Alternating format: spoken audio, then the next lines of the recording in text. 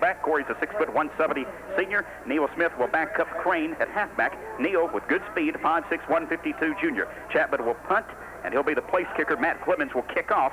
Chapman and Profit will receive kickoffs. Chris Wyatt will be a backup. Defensively, they've got 8 guys that go both ways, Larry. 204 pounds defensively. They'll start 8 seniors, 2 juniors, and a sophomore. So in this heat, it's going to be interesting to see how they react. Well, I think both teams are going to experience that tonight with a number of players going both ways. The Scotties are in the same situation, so it's going to be who's in the best shape, I guess, when it comes down to the fourth quarter. Corey Profit starts at left defensive end. Westmoreland at left tackle. We won't mention the weights for time's sake, of folks we've already talked about. Nose man is Scott Chronister, number 28, a 6', 200-pound senior. Pickett at right tackle, and right end is Kitty Sutton, a 5'7", 155-pound junior who wears number 32.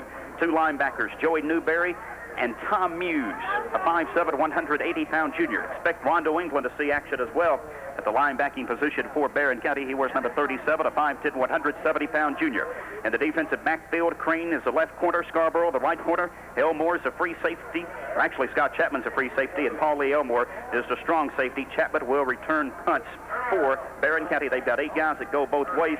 Offensively, Larry, they'll start 9 seniors and 2 juniors, and they want to hold on to the football against the Scotties. Oh, no doubt about that. You can't put it on the ground if you expect to win any ball game, and even against an inexperienced team, you put it on the ground and lose the fumbles, and it's going to be trouble. Hey, want to tell you about something special here on 14 Karat Gold, our expanded sports coverage. Want you to join us immediately following this game as we feature our 14 Karat Gold high school football reports with Jerry Wilson.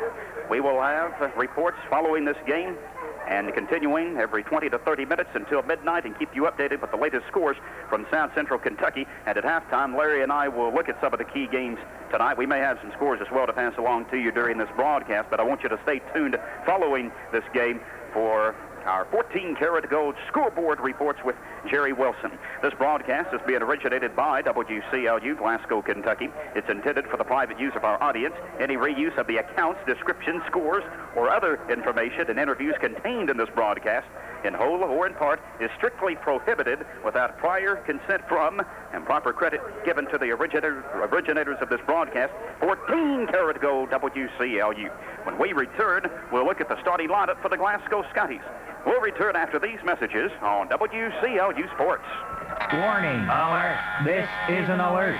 Big eaters, do not eat your breakfast. Repeat. Skip your breakfast. It's here.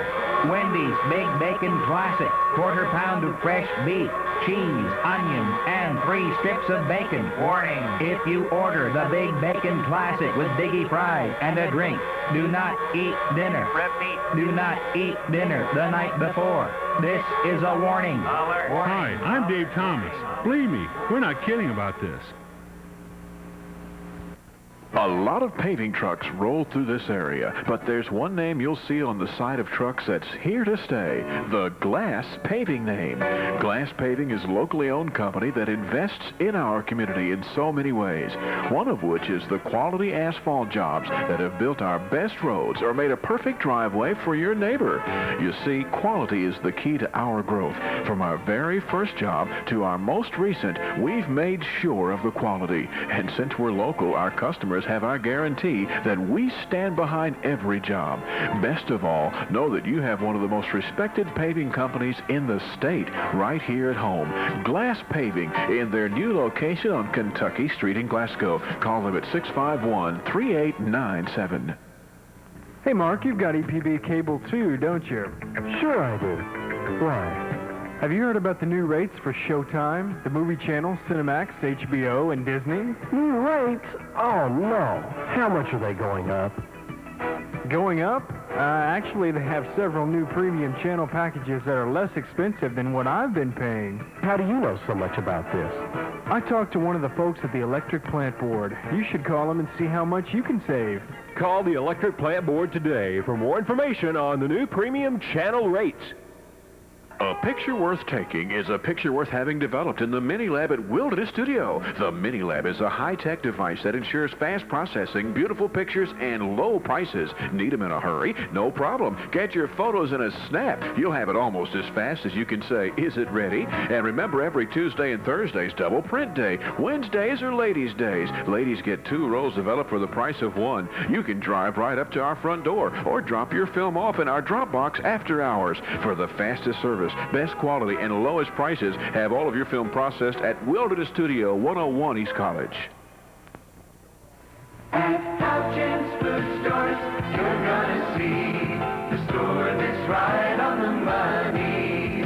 This week, buy the 3-pound or more family pack of mixed pork chops, $1.28 a pound. And broccoli by the bunch, 59 cents. It's high in vitamin C and A.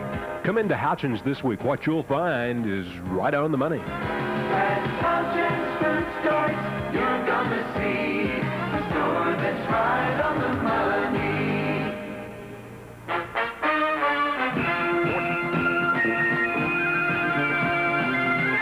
14 Karat to go in sports. Jim Moody, Larry Alexander, Randall Cook, and Bruce Tribune. Jerry Eubank at his first year as head football coach at Glasgow High. And Larry, who's returning to the field that he had some success for 15 years. Yeah, Jerry had a lot of success here at Barron County. He had a lot of...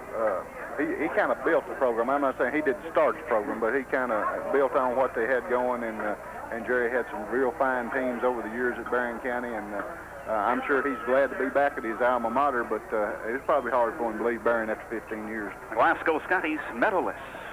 Chad Meta's gone as quarterback, and Coy Meta's gone as head football coach. Well, that's, it was hard to lose Coy Meadows after the number of years that he was there, and all the wins that he had in the district championships and whatnot. We're starting a new era tonight. Jerry Eubank era starts tonight, and I'm sure he wants to get off on a get started off on a good foot. For our fans at home, Larry, you've seen the Scotties scrimmage. You've seen them practice. What do you think Coach Eubank's concerns are offensively and defensively? Well, I'm sure that it's the inexperience and the lack of depth, no doubt about it. This is, like I said earlier in the broadcast, it's the first time in a long time that we've come in without any experience at the running back position, any experience at the quarterback position. And that's a tough place for Jerry to start without any seasoned players in that respect. Also, they don't have a lot of numbers. They don't have very many people backing people up. 24 varsity players, but 19 freshmen, which could be a start at the lower level. Well, that's a good start. And if you can keep those 19 freshmen out all the way to their seniors, and there's some good players in that group, we should have an excellent football team by that time if you get people to come on right behind them and fill in behind them in the other grades. Don't expect any changes offensively and defensively from last year. Glasgow will still use the pro set on offense, and defensively they'll use a 5-man front. Though basically, Larry, it could be an even man front. They'll have 8 guys basically within 3 or 4 yards of the football. Yeah, it won't change much. I don't think Jerry's been assistant at Glasgow for the last couple of years, and of course he's got his own scheme of things also, but he kept a lot of things that the players knew, so it's not going to change a whole lot. All right, let's look at the starting lineup for the Glasgow Scotties as the Barron County Trojans and their burgundy tops and gold pants race onto the field here at Barron County High. Larry, as you can hear the bells ring, it's going to be loud tonight. This stadium was full early. It sure was, and it's a packed house right now, and the line of traffic is still out on Trojan Trail out here trying to get in, so it's going to be standing room only tonight. Glasgow offensively will start 3 seniors, 6 juniors, and 2 sophomores. The Scotties 196 up front, about the smallest line that I can remember in a long time. 2 starters back from last year up front. Stephen Hughes will start at center. He's a returning, number 51, a 6', 174-pound junior. The starting right guard, a returnee, Scotty Vaughn, a 5'8", 257-pound senior who wears number 64. So they'll lead the trenches. The rest of the guys are really inexperienced. That's right. Scotty Vaughn and Stephen Hughes are going to be called upon to do a lot of the work up there up front and to hold this bunch together. And they're a pretty good-sized bunch, and I think they're surprised at how their offensive line has come along, and I think they'll do all right, barring a lot of injuries. Casey Thomas at right tackle, number 76, a 6', 174-pound senior. The left guard is Jeremy Poland, a 5'7", 162-pound junior who wears, as I said, number 67. Left tackle is Jonathan McNabb, a 6', 212-pound junior who wears number 71. Jeff Kingery, the tight end. He's been moved from a running back position to tight end from last year. He's number 1, 5'11", 170-pound junior. Sean Livingston, good pass receiver returns from last year. So Glasgow really has 3 starters back offensively. Sean, 5'11", 161 senior, number 12.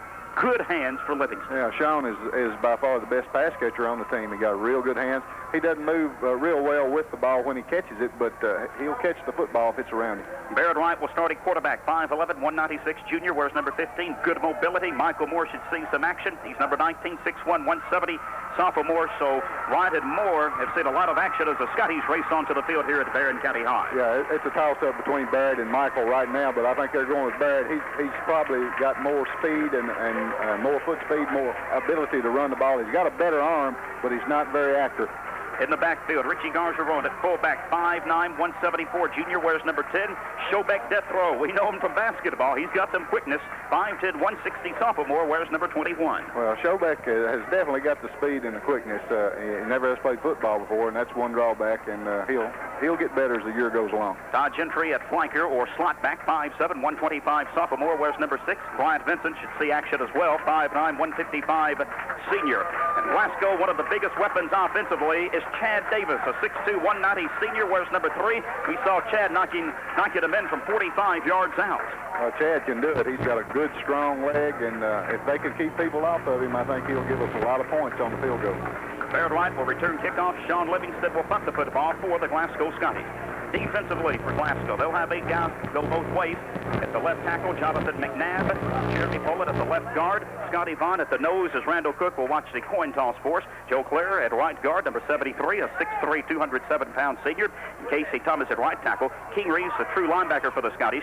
Strong safeties, Gargeron and Livingston. Left corners, Freddie McCandless, a 5'10", 141-pound junior. And this is the first start for Freddie McCandless. This defensive backfield is somewhat inexperienced. Now, Bryant Vincent did see some action last year. Vincent at right corner. He'll be number 4, and Barrett Wright will play at safety. Defensive backfield, I think, a question mark for the Scotties. Very much a question mark, and going against an experienced receiving corps like Barron County has, that's going to get a test early. Jim, Barron County won the toss. They've elected to receive, so the Glasgow Scotties will be kicking off to the Barron County Trojans. Thank you, Randall. We welcome you and Bruce Tribute to our broadcast here on 14 Karat Gold. So we've set the stage with the starting lineup of the Glasgow Scotties and the Barron County Trojans get ready to meet. WCLU Sports is proud to tell you that we will be broadcasting Barron County's football games on a tape-delayed basis with William Stewart beginning next Saturday with the Greenwood game. That will be at 9:30 right after Ask the Coach. And join us for Ask the Coach here on WCLU tomorrow morning at 8:30. All right, if we can talk to the good folks back at the radio station, I would appreciate it. We'll be back with the opening kickoff after these messages on WCLU Sports. When it comes to service, Square Deal Lumber Company is the leader. Square Deal Lumber is the leader in every way. Quality, service, and so much more. Come see us right away. When you buy lumber and building supplies from us, it doesn't mean our job is finished. At Square Deal Lumber Company, we're committed to making sure you're happy. That means we go that extra mile. We give you friendly, helpful advice, and we'll bend over backwards to make you a truly satisfied customer. And best of all, you'll save money. Square Deal Lumber Company, the leader in home building and remodeling, and great savings too. Square Deal. Follow a leader. Square Deal Lumber Company in Park City, Cave City, Horse Cave, and Glasgow. Square Deal.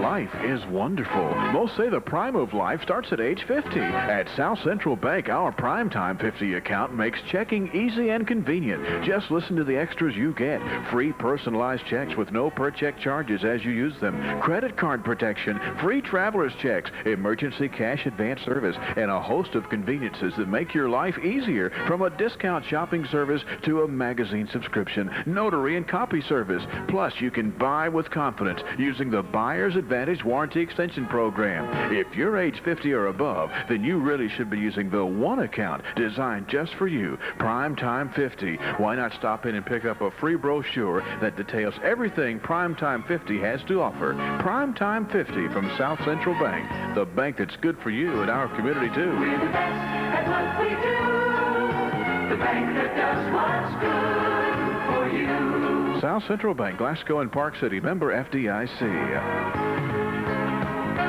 Get into the first big game of the NFL season. McDonald's Kickoff Payoff. Get game pieces on select McDonald's food items, like supersized fries. Pull the tab and collect your points to turn them in for great prizes. Just 10 points scores you an NFL player trading card sheet. Collect them all. So play McDonald's NFL Kickoff Payoff till September 2nd. What you want is what you get at McDonald's today. No purchase to play while supplies last. See official rules at participating McDonald's. Columbia Pictures proudly invites you and your family to celebrate the biggest day of the year with the funniest comedy of the decade, Groundhog Day. Now available on video cassette at Cinema to Go. Bill Murray is at his wisecracking best in this riotous romantic comedy about a weatherman caught in a personal time warp on the worst day of his life. Cheered by critics everywhere, it's great entertainment for the entire family. Groundhog Day, rated PG, now available from Columbia TriStar Home Video at Cinema to Go in the Southgate Plaza and Barron River Plaza, Glasgow. Back on 14-karat gold sports as Eric Scarborough takes the opening kickoff and races to the 20-yard line for a 14-yard return. Jeremy Poland makes the stop. Barron County first and 10 at their own 20. They run a toss sweep. Is trying to cut outside is Jeremy Cream, but he's ridden down. Can't cut the quarter, Larry, and is dropped for a 2-yard loss back at the 18-yard line. 2nd and 12 for the Trojans. Great tackle made by Jeff Kingery from his linebacking position. Trojans move to your left in the first quarter. The Glasgow Scotties to your right. Scotties 5-man front. Defensively, the Trojans running a slot to the right side as Kelly Taylor calling signals. In a motion to that side is Scott Chapman as the handoff to Chapman on the reverse. Chapman cuts to the outside. Chapman tries to get outside, but is taken down at the 20-yard line. Again, a good influx by Glasgow's defensive side, the left side up front for the Scotties, as Taylor on the slot back reverse just gave the football to Chapman, and he tried to cut outside, picked up 2. 3rd and 10 as Freddie McCandless from his corner position makes the stop. Well, that's 2 good stops in a row, Jim, for him. He didn't get the initial tackle on the first one, but he strung it out where Jeff Kingery could come over and get him. They've tried to go right both times to Freddie with his inexperience, but he's come up strong both times. Scarborough and Chapman wideouts to the left side as Taylor will give the football to Newberry. Newberry is wrapped up after about a yard off left tackle. Newberry was alone back as the Scotties smelled out that running play. Coach Hines said he said they've got to establish a run against the Scotties, but I've not seen them come out of the I formation yet. No, I really don't think that way. I think they got to throw against the Scotties to win, and I'm sure that's going to come. He's just feeling things out right now, but I think he's really got to throw the football if he's going to win the ballgame. Jeremy Poland's second stop of this game. So Chapman deep to punt from his own 8-yard line with 10:20 left in the first quarter. No score. Scotties will stack 7 at the line of scrimmage. 4th and 9. The snap is a good one. Here's the kick. Wobbly boot. That will roll. Take a good Barron County roll inside the 40 down to the 37-yard line. Still pretty good field position for the Glasgow offense. The first time this year. Chapman did not allow Barrett Wright to return it. Wright can be a dangerous returner. And Scott with a 42-yard punt. No return. 1st and 10 for the Glasgow Scotties at their own 37-yard line. Yeah, that was a pretty good punt. They were a little apprehensive about Scott Chapman's kicking game. I think probably extra point and field goals were what they were worried about, but that was a good punt right there. Scotties 1st and 10 at their own 37-yard line. Barrett Wright is the quarterback. Death Row and Gargeron will be in the split backfield. Wide out on the right side is Livingston. Barron County defensively a 5-man front.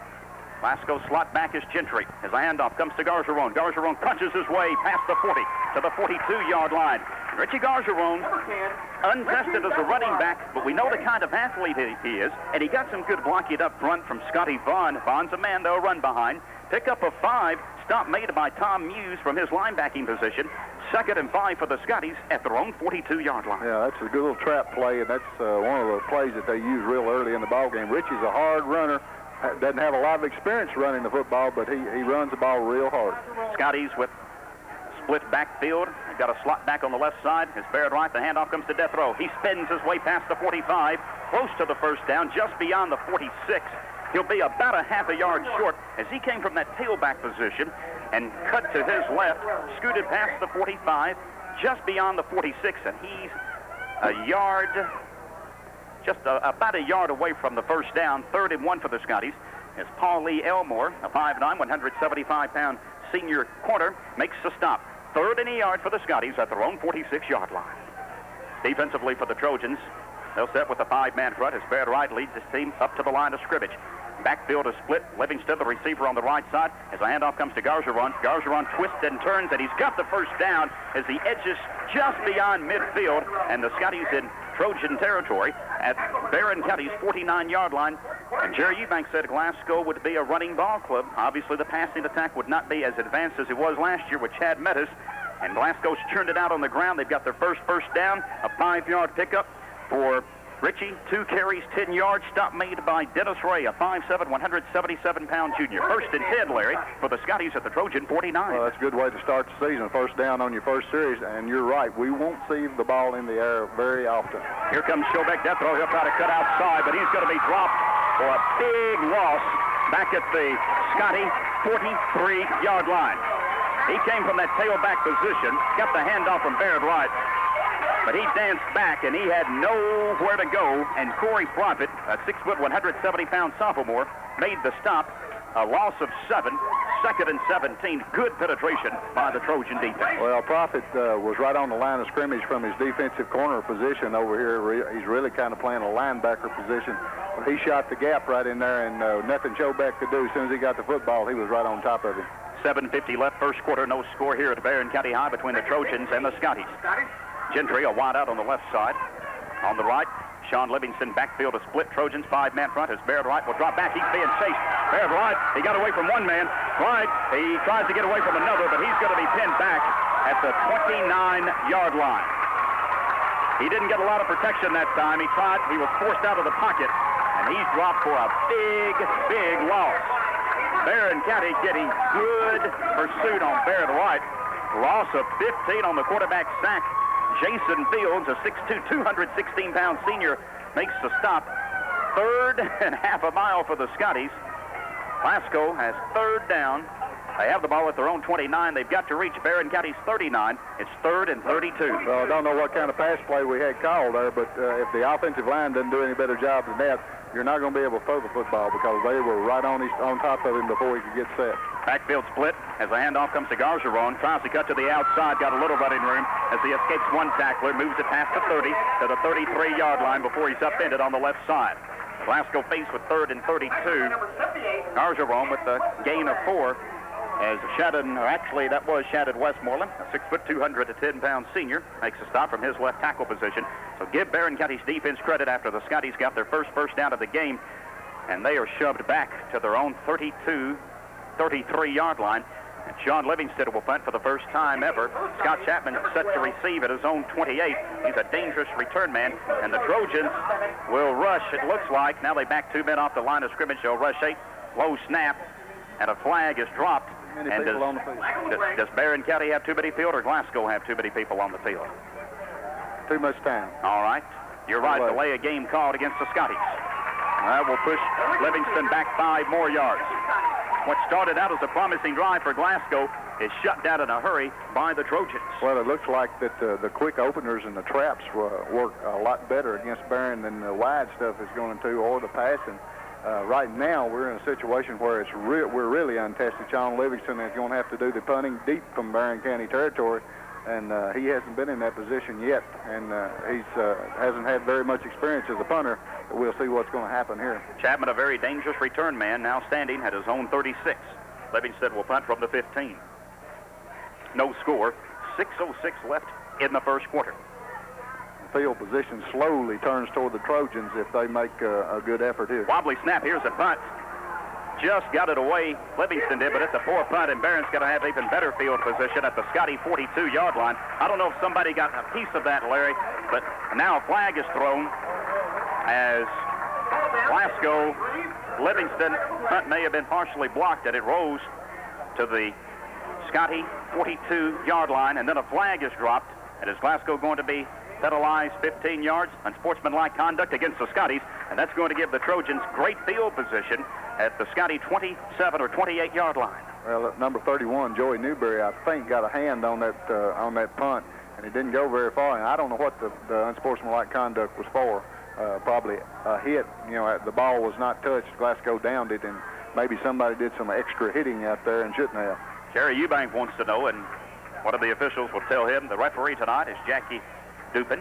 David Dulock is the umpire. The linesman is Frank Bryan. Herod Posted is the field judge, and Marty Matusiak is the back judge. And sportsmanlike conduct, second penalty for the Scotties.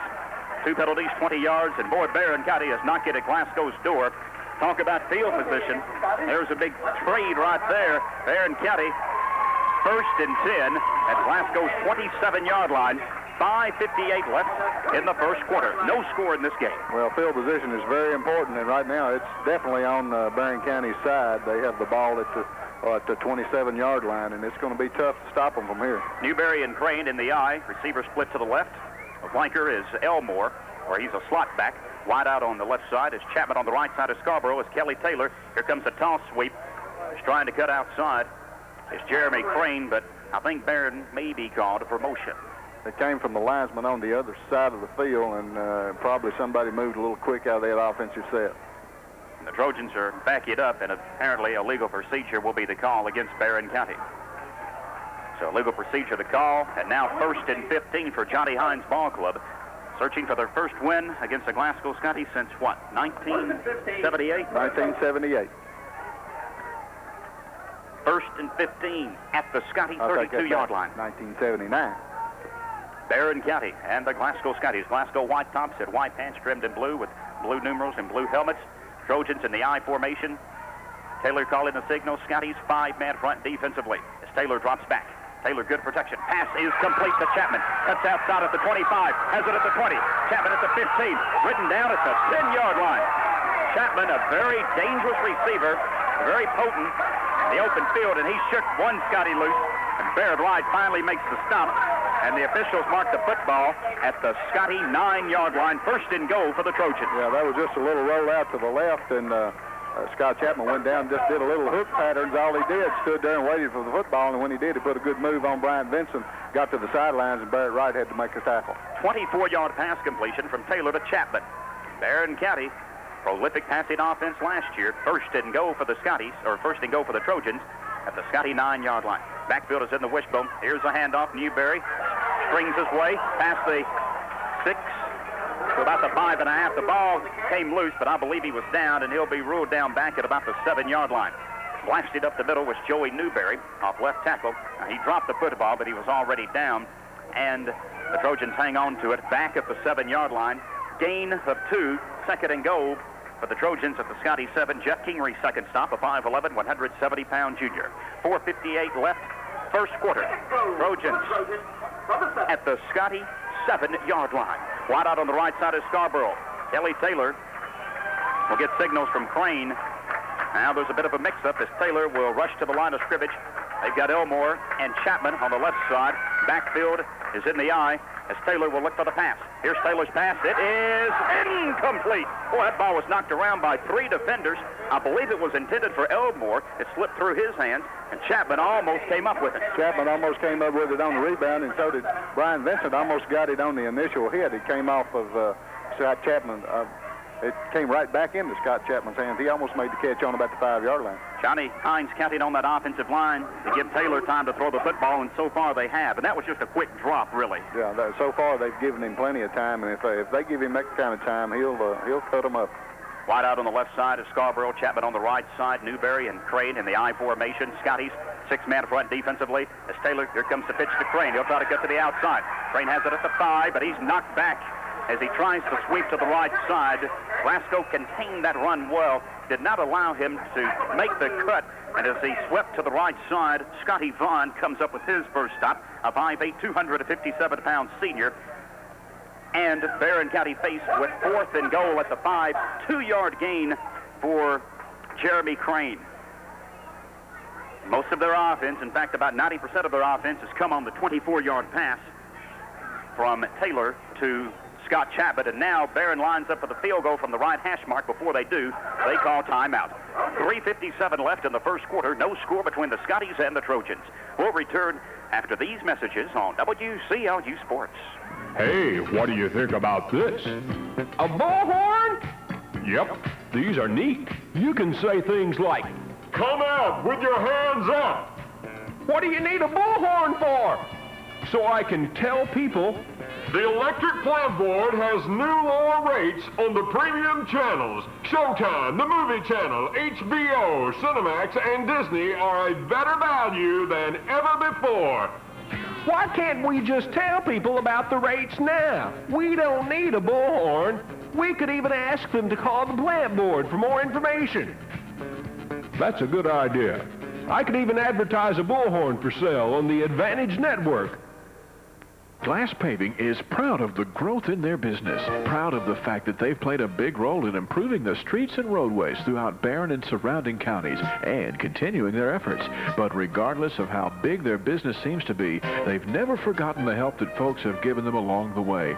And they appreciate their customers for the business they've been giving them, from the smallest driveway to the largest road project. Glass Paving says thanks. And when you're in need of paving, they're ready to give you a quote and solicit your business. Give them a call at 651-3897. Glass Paving in their new location on Kentucky Street in Glasgow. The Paving Professionals. Timeout for the Trojans. Their first time out here in the first half. They had lined up for a field goal. Let's see if they still will, Larry. They may go for it on 4th and goal at the Scotty 5-yard line.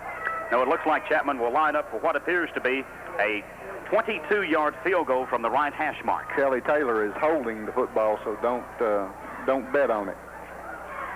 Chapman lined up, soccer-style kicker. Snap a low one. Here's the boot. It looks good from here, and it is. Nice kick by Chapman.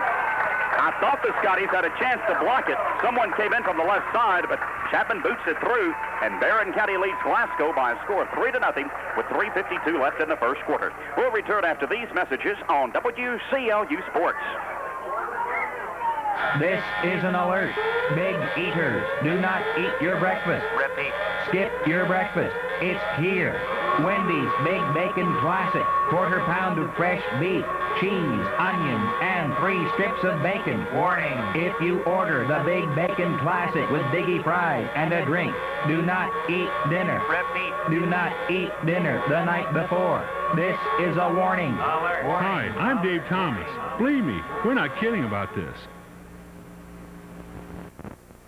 Wilderness Studio is well established as Glasgow and Barron County's full-service photography studio, but maybe you don't know just what full service really means. At Wilderness Studio, it means a full line of custom darkroom services, like developing black and white film, copying of old photos to protect those treasures. Our professional portrait services include portrait sittings with a whole world of backgrounds from the new Scene Machine, not to mention our own location facilities for capturing weddings on film and commercial photography too, from darkroom technique to helping you learn to load the film in your camera. That's full service, the kind of full service found at Wilderness Studio, 101 East College.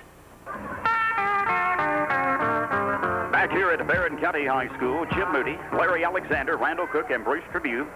The Barron County Trojans leading Glasgow by a score of 3-0. A 4-play, 23-yard drive for Barron County after a short punt, partially blocked, and then a 15-yard penalty against the Scotties. Matt Clemens is set to kick. Barrett right, the deep man. They're not expecting a long kick from Clemens. Right standing at his 14-yard line.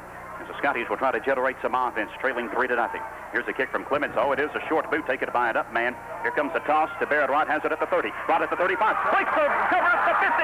Right at the 45, 40, 35, 30, 25, 20, 15, 10, 5, 4, 3, 2, 1. Give him 6. Touchdown, Glasgow.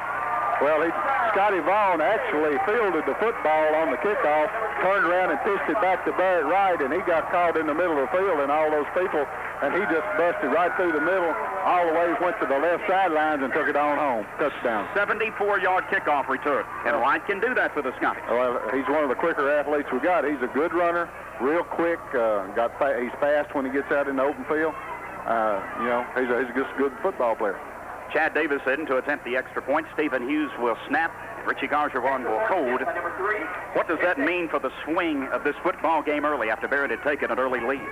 Well, I think the defense started off there by holding Barron to a field goal there to start with, and then with the ensuing kickoff and putting it in, that's extra momentum there. Chad Davis, good! And Glasgow leads by a score of 7-3 with 3:40 left in the first quarter. Glasgow 7, Barron County 3. We'll return after these messages on WCLU Sports. When it comes to custom cabinets and millwork, Square Deal Lumber Company leads the way. Square Deal Lumber is the leader in every way. Quality, service, and so much more. Come see us right away. Follow the leader. Square Deal Lumber Company. We're leading the way in custom cabinets and millwork. Our craftsmen will build your kitchen cabinets the way you want them built, with the finish, detail, and fine workmanship that only custom cabinets can give. Beautiful hardwoods, silk smooth paint, or colorful plastic laminates. We can do anything. Need a special millwork item, such as vanities, built-ins, doors, trim, or windows? No problem. Call Square Deal Lumber Company. Square Deal. Follow a leader. Custom millwork, Square Deal Lumber Company in Park City, Cave City, Horse Cave, and Glasgow. Square Deal! A 74-yard kickoff return by Barrett Wright, and the Glasgow Scotties lead 7-3 over Barron County with 3:40 left in the first quarter. Well, that gives you a little shot in the arm right there and puts you on the scoreboard. Gets all the butterflies out, and now you're ready to play football. Each team has put something on the board now, and now we'll get down to the basic game of football. Scott Chapman's deep in the middle three. Crane and Scarborough also back at the 5-yard line. Here's the kick. End over in boot by Davis will carry Chapman back to the 1-yard line. Has it at the 5. Chapman at the 10. Chapman at the 15. Chapman at the 20. Chapman, I think, ran into his own man at the 24-yard line, and then a Scotty there to drop him at that point. 1st and 10 for the Trojans at their own 24-yard line. Jeff Kingery's 3rd tackle. But I think he may have run into Neil Crane. I think he did. He ran into one of his own players and had Jeremy Crane, rather. I'm sorry. To the left, and that's when Jeff Kingery. I think Jeff had a shot at him anyway, but he did slow him down quite a bit. Bruce tells us a 23-yard kickoff return for Chapman. 1st and 10. So will the Trojans go more to the passing game now, since they've had some success, especially if Taylor gets some protection up front? Well, they're deep in their own territory right now. I don't know what they're going to do, but I think the passing game is going to be where it's at for the Trojans tonight. The fullback now is Corey Profit.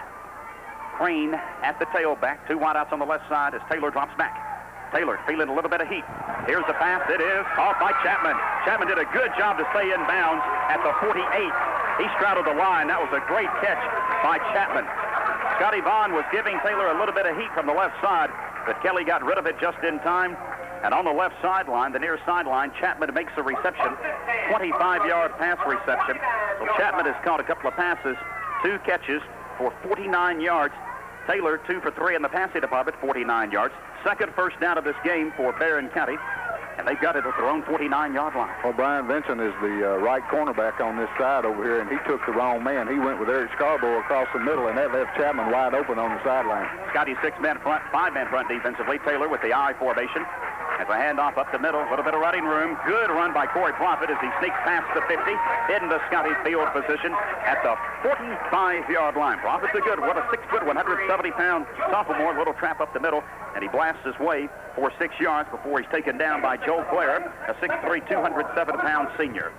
2nd and about 4 for the Trojans at the Scotty 45-yard line. 2:37 left in the first quarter.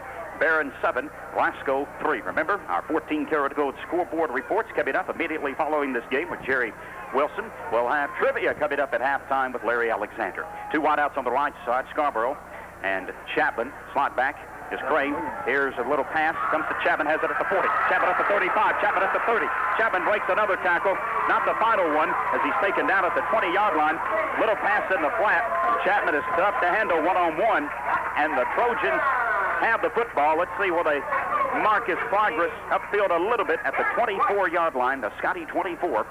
And they let Chapman go one-on-one, and he's tough as he raced outside. Barrett Wright brought him down. Barrett's 2nd tackle.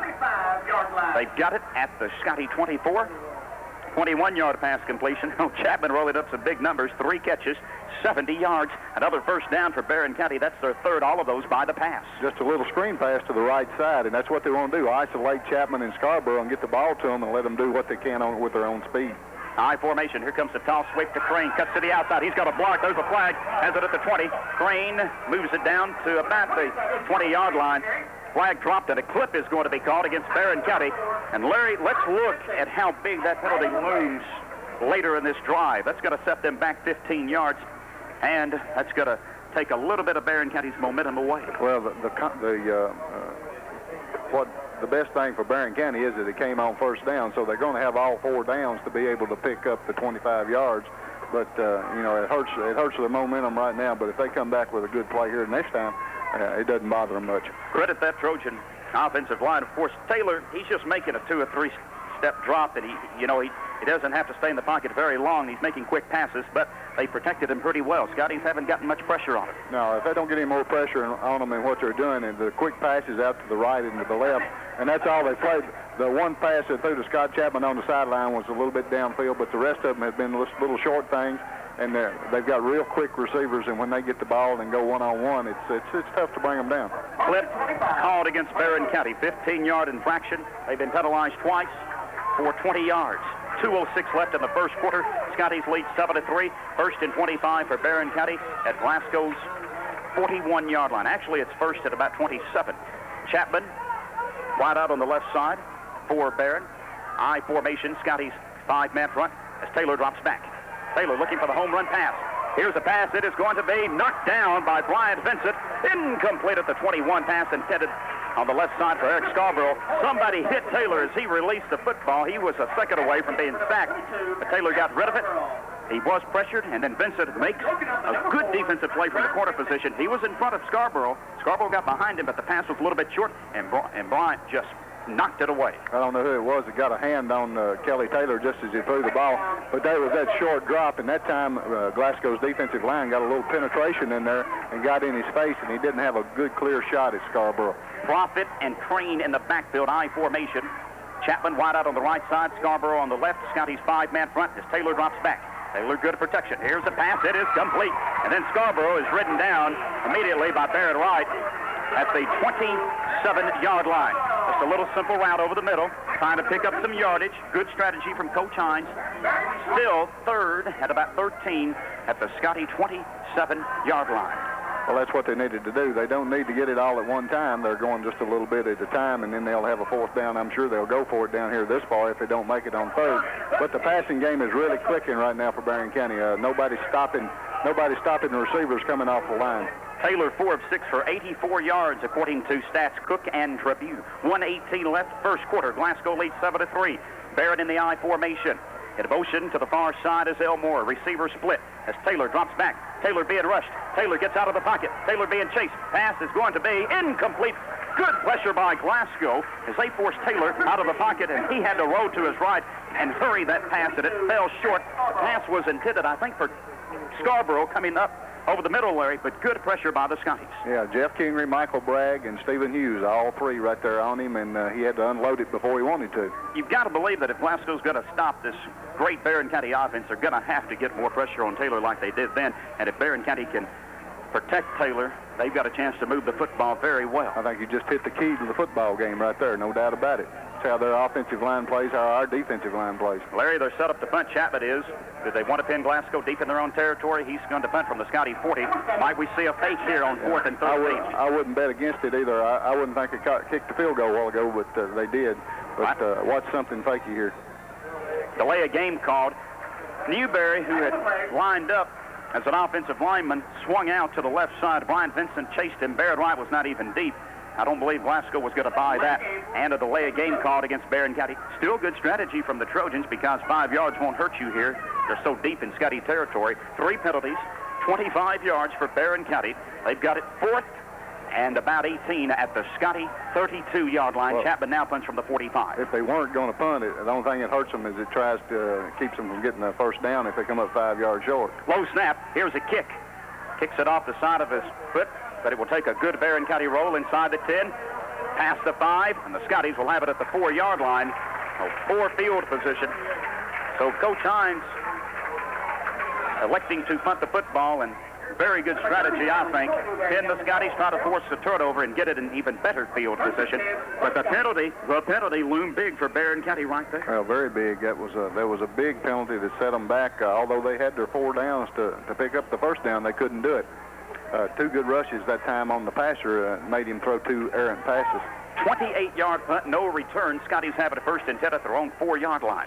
There's 43 seconds to go in the first quarter. Glasgow leading Barron County 7-3. Chapman, a 22-yard field goal for the Trojans. Barrett Wright, a 74-yard kickoff return for the Scotties.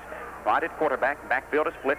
Handoff up the middle, crunching his way past the 5 to about the 7 or 8 yard line for Glasgow is Richie Gargeron. You think Gargeron's going to be used as your tough inside back to get that hard-earned yardage? He runs off right tackle, and he's taken down by Travis Pickett, a 6'4", 245-pound sophomore. Yeah, Richie's going to be the workhorse, no doubt about it. He's the fullback. He's the hard-nosed runner, and he'll be called on to do that all year. A 3-yard burst for Gargeron. The Scotties will watch the clock wind down, and the first quarter is over here before a packed house at Trojan Stadium.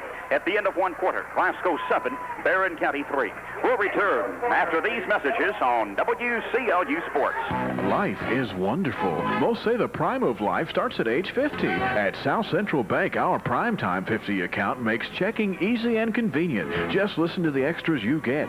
Free personalized checks with no per-check charges as you use them. Credit card protection, free traveler's checks, emergency cash advance service, and a host of conveniences that make your life easier, from a discount shopping service to a magazine subscription, notary and copy service. Plus, you can buy with confidence using the Buyer's Advantage Warranty Extension Program. If you're age 50 or above, then you really should be using the one account designed just for you, Primetime 50. Why not stop in and pick up a free brochure that details everything Primetime 50 has to offer? Primetime 50 from South Central Bank, the bank that's good for you and our community too. We're the best at what we do. The bank that does what's good for you. South Central Bank, Glasgow and Park City, member FDIC. Chip Moody, Larry Alexander, Randall Cook, and Bruce Trevue here at Trojan Field. Randall, Barron County has won the battle of the field position so far, but the one big play by Barrett Wright and the Scotties have a 7-3 lead. That's right, Jim. Barron County pretty much controlled the line of scrimmage, especially from the passing department. But like you say, Glasgow had that one big play, and this may be a season of big plays for Glasgow. Scotties move to your left, Larry, in the second quarter. Barron County to your right. Trojans, if they can't force a turnover, they want to make Livingston punt the football from deep in their own territory. Yeah, most definitely. That's what they want to do. If they can hold them, he'll have to punt out of his own end zone right here. Hopefully Glasgow can move it out and get a couple first downs and get a little breathing room. Jim, we were talking about earlier, Barron County controlling the line of scrimmage. Barron County has 87 total yards. Glasgow has -1. Glasgow leading 7-3 here, 2nd and 6 at their own 7-yard line. It's Barrett Wright, backfield split, death row, and Gargeron. Livingston wide out on the right side. There's a handoff. Barrett Wright on the quarterback keeper, has it at the 15. Wright, well, close, I'm sorry. He moved it past the 10 to about the 12 or 13-yard line. There's Barrett Wright on the little quarterback keeper. Moves it past the 10 to about the 12-yard line. Pickup of about 4 or 5. Pickup of 5. Brings up 3rd and about 2 for the Scotties at their own 12-yard line. Big play early here in the second quarter. Stop made by Joey Newberry, 5'10", 185-pound senior linebacker. 3rd and 2, very big play for the Scotties right here to keep this thing going, or have to punt out of your own end zone. Backfield split, death row and Gargeron, receiver split. Here comes a toss sweep to death row. He'll try to cut to the outside. Death row breaks one tackle, but he's pinned back and actually dropped for a loss back at about the 10-yard line. He got that pitch very deep back at about the 5, and he never had a chance as Barron County did an outstanding job defensively to contain that outside run. And that loss actually back to about the 9-yard line. Loss of about 3. Jamie Harris, a 5'6", 170-pound senior, makes the stop. Loss of 3.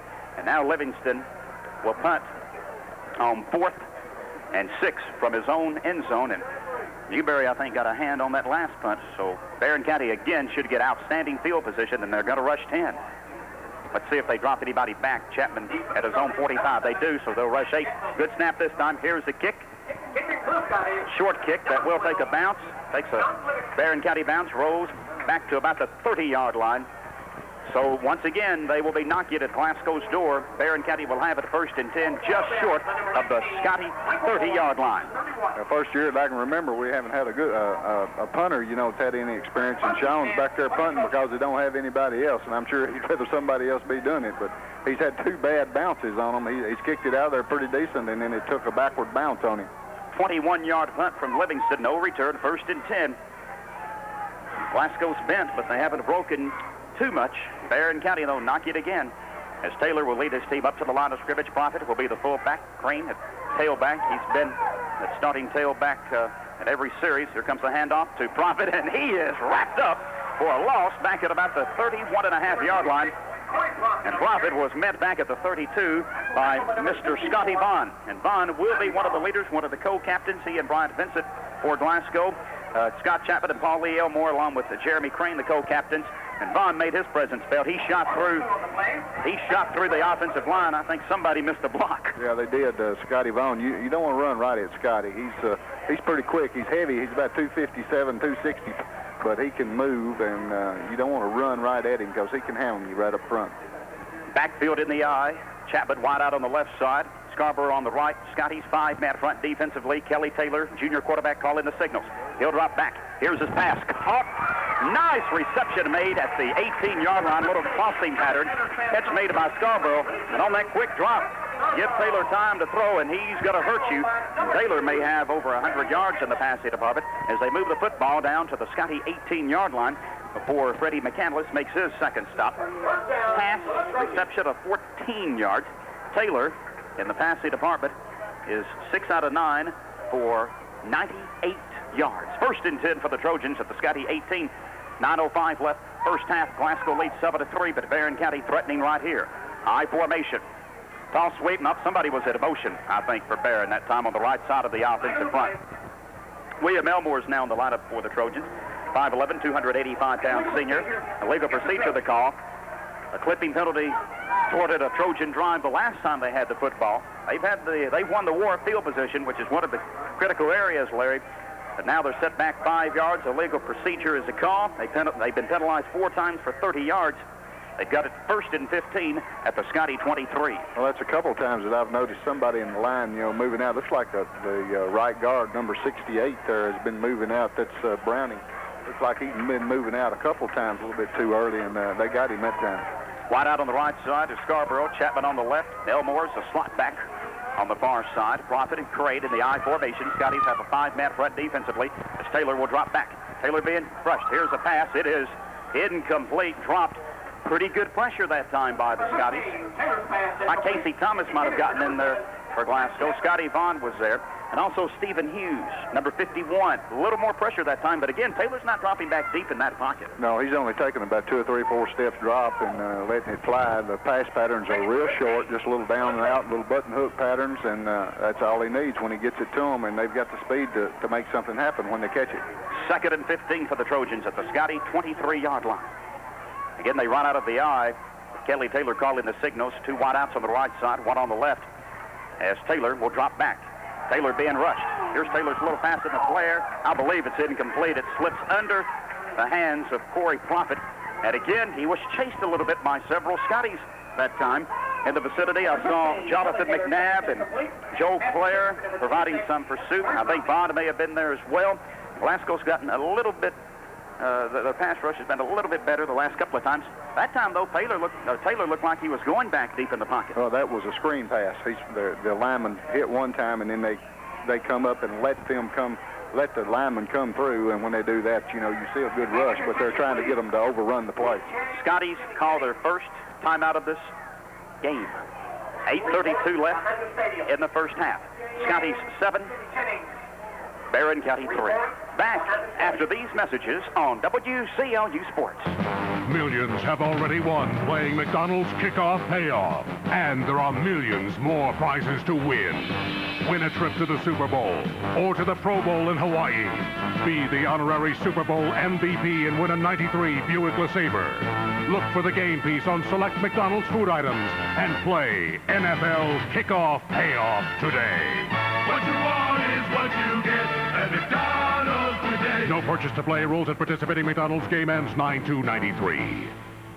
At Houchin's Food Stores, you're gonna see the store that's right on the money. This week. week, 1-pound quarters of Parquet margarine are priced 39 cents each, light or regular. And Northern Tissue in the 4-roll pack, assorted colors and prints, just 89 cents. Stop by Houchins today. At Houchins Food Stores, you're gonna see the store that's right on the money. Glasgow just took its first time out, Larry. Big third down play for the Trojans, 3rd and 15 at the Scotty 23-yard line. Yeah, another big play defensively coming up for the Scotties. If they can hold right here, Barron will have to take another shot at a field goal, which is probably a little bit out of his range, or go for it or kick it again, and I don't think he'll kick from right here. What do you do if you're Coach Hines right here? Well, I think you got to stick with your passing game. It's 3rd and 15, and I think you've got 2 chances to get your first down on 3rd and 4th down. Right now, you get it in either Scarborough's hands, Chapman's hands, and let them get what yardage they can on this play and then come back with another one on the next play. Backfield is in the eye. Profit and Crane, 2 receivers split to the left. Elmore and Chapman, Scarborough to the right as Taylor will drop back. Taylor's being chased. Taylor's pass is going to be incomplete. Good pass rush that time. And Jeff Kingery made Kelly Taylor feel the heat, and he rushed his pass, intended for Elmore, but it was short. And the Scotties doing a better job getting the pass rush. The best pass defense is a good pass rush. That's what they always say. And the times that they have gotten to Kelly Taylor, they've made him throw the ball, and it's been short. He hadn't been able to set up and get it to the receiver. And good pass rush that time by Jeff Kingery. 4th and 15 for the Trojans at the Scotty 23-yard line. This drive started at Glasgow's 31. They moved it down to the 18 on a pass play. 5-yard penalty, and now they're faced with 4th and 15. I formation. They've got receivers split left and right. And Taylor facing a 5-man front. In motion to the right side is Scarborough. Or rather is Chapman, as Taylor will drop back. Taylor's being chased. He'll try the home run pass. Here's the pass. It is good. Touchdown. That ball was tipped into Chapman's hands. Was that McCandless that got it? McCandless tipped the ball right into Scott Chapman's hands. And on 4th and 15, the Trojans score on a 23-yard touchdown pass, and they have a 9-7 lead over Glasgow. Yeah, that was a fly pattern all the way. Kelly Taylor just dropped back as far as he could go, threw it to the end zone. Freddie McCandless made a good play in good position right in between the ball and the receiver, jumped up, tipped it, but the ball went right straight up in the air into Scott Chapman's hands in the end zone. That's a bad break. Big 4th down conversion for the Barron County Trojans, and that drive started at the 30-yard line at the Scotty 30, and they convert on 4th and 15. Here's Chapman in to attempt the extra point. So far, it's Scott Chapman 9, Glasgow 7. Here's the extra point tried by Chapman. No good. It is wide to the right. 8:20 left in the first half. 3rd lead change of this game. Barron County 9, Glasgow 7. We'll be back after these messages on WCLU Sports. Columbia Pictures proudly invites you and your family to celebrate the biggest day of the year with the funniest comedy of the decade, Groundhog Day. Now available on video cassette at Cinema to Go. Bill Murray is at his wisecracking best in this riotous romantic comedy about a weatherman caught in a personal time warp on the worst day of his life. Cheered by critics everywhere, it's great entertainment for the entire family. Groundhog Day, rated PG, now available from Columbia TriStar Home Video at Cinema to Go in the Southgate Plaza and Barron River Plaza, Glasgow. Where'd you get the truck? I rented it. I'm going to every home in Glasgow, Earl. I'm gonna blow the horn. Go to the door and give everybody one of these. Take a look. Hey, this paper shows the new premium rates for the Electric Plant Board's cable TV system.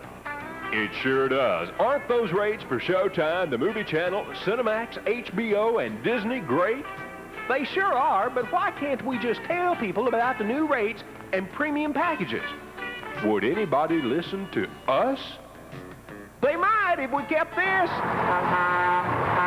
Call the EPB today for more information. Field position starting to catch up with the Glasgow Scotties here. At that time, after a short punt, Barron County marches 30 yards. Big 4th and 15 conversion is a strike from Taylor caught by Scott Chapman. And Taylor has thrown for over 100 yards in this game. Now, Glasgow scored on a 74-yard kickoff return the last time. Let's see how Clemens kicks the ball this time. If he tries to kick it away from right, or what he does, maybe hits a scribber right standing at about the 20 at the 19-yard line. Very shallow. Here's a kick. Wright will take it. They're going to be offsides. Wright has it at the 25, and the officials will signal play dead as Barron County was offside. Right, the whole left side of the line over there just about was off before the kick. Barron County gets the momentum back, Larry, leading 9-7. Great ball game, 8:18 left in the first half. Well, it's just been lopsided offensively for Barron County. Glasgow has done nothing yet on offense, and that's what they're going to have to do to get the field position back. They're going to have a good series of offense, whether they put the ball in the end zone or get any points out of it, just to get Barron County back in their own territory. Barron County with well over 100 yards in total offense. Taylor has thrown for 121 yards, including a touchdown. Glasgow with only 1 yard offensively so far. Well, the field position should turn around right here a little bit if Glasgow can move the football at all, because he's not going to be able to kick the ball very far, I don't think, and Barrett Wright should be able to field it at about the 25 or 30-yard line. Wright standing at about the 20 right now. Matt Clemens will kick. Barrett Wright returned a 74-yard kick for Glasgow's only touchdown so far. They've been penalized. Barron County's been penalized 5 times in this game for 35 yards. Here's a kick. It will be taken by Barrett Wright. Well, he fumbled it. Goes back for it. Barron may have it at the 25. Let's see if Barron's got the football. The official's not signaled yet. Barron says they do. And they've got the football. Wright took off with it before he had it. 24 got the fumble. Big turnover for the Scotties, and let's see if the Trojans can capitalize. As once again, they've got the football in great field position at Glasgow's 24-yard line, and that fumble recovered by Chris Wyatt. First turnover of the game. Wright simply tried to take off without the football when it bounced. Yeah, well, he knew it was going to be short, and he tried to field it. He just didn't come up far enough to catch the ball in there, and he tried to field it on the short hop. Bounced away from him, and he just couldn't get turned around and get back on it before Wyatt got to it. 8:14 left first half. Single back is Newberry behind Kelly Taylor. They've got wideouts on both sides. In motion to the near side is Elmore, as Taylor will roll back to his left. Taylor will try the home run pass. Here it is. The pass is going to be incomplete. Intended for Elmore at the 2-yard line. Wobbly throw. McCandless defending. That ball still almost fell in Elmore's hands. That's a good call right there. After the big turnover, you go for it all on the first play. That's a good way to go about it. And it almost came off. Brady McCandless again made a good play, got his hands on the ball. Probably should have intercepted that one, but it slipped right through his hands. Barron County's thrown 13 passes in this football game. As far as running plays, they have 7. So 70% of their offense has been by the pass, and it's been successful. We knew that that's the way they were going to win this ball game if they won it. Taylor toss sweep comes to Crane, tries to cut to the outside. Crane has it at the 20. Crane moseys down to about the 15-yard line as he cuts left, maybe a step beyond at the 14.5. He'll be close to the first down. Let's see where the officials mark it. Just shy of the 14-yard line. He's going to be very close to the first down, and they may ask for the chains to be stretched here as they call for an official's timeout. 9-7, Barron County with the 2-point lead over Glasgow. 7:39 left here in the first half. We'll talk about it at halftime. We'll look at the stats with Randall Cook and Bruce Trevue, and we'll look at some high school football games that are going on in the area. Remember, tomorrow it's Ask the Coach live from McDonald's Restaurant at 8:30 on WCLU. He stretched the chains, and he will be just about 6 or 7 inches short of the first down. It's going to be third and less than a foot for the Trojans. Not very much to get. It'll be just a quarterback sneak or something of that nature, unless he might try to go. It's just second down in inches. He may try to go for it all right here on this play and then come back and get the first down on the other on third down if it doesn't get it. This drive started when Barrett Wright fumbled the kickoff. Wyatt fell on it, and the Trojans are marching third and less than a foot for Barron County at the Scotty 14-yard line. They're in the I formation. Neil Smith is now the tailback. Joey Newberry at the fullback's position. Glasgow jumped off sides. Somebody got in a hurry, and that was 71. Joe Clare. Got in a hurry that time, and they'll get the first down the easy way and march inside the Scotty 10. I believe it was Jonathan McNabb, 71. He was drawn off sides. So first and goal for the Trojans at the Scotty 9-yard line. That's Glasgow's third penalty for 25 yards. And Barron County knocking at the door, hounding at the door.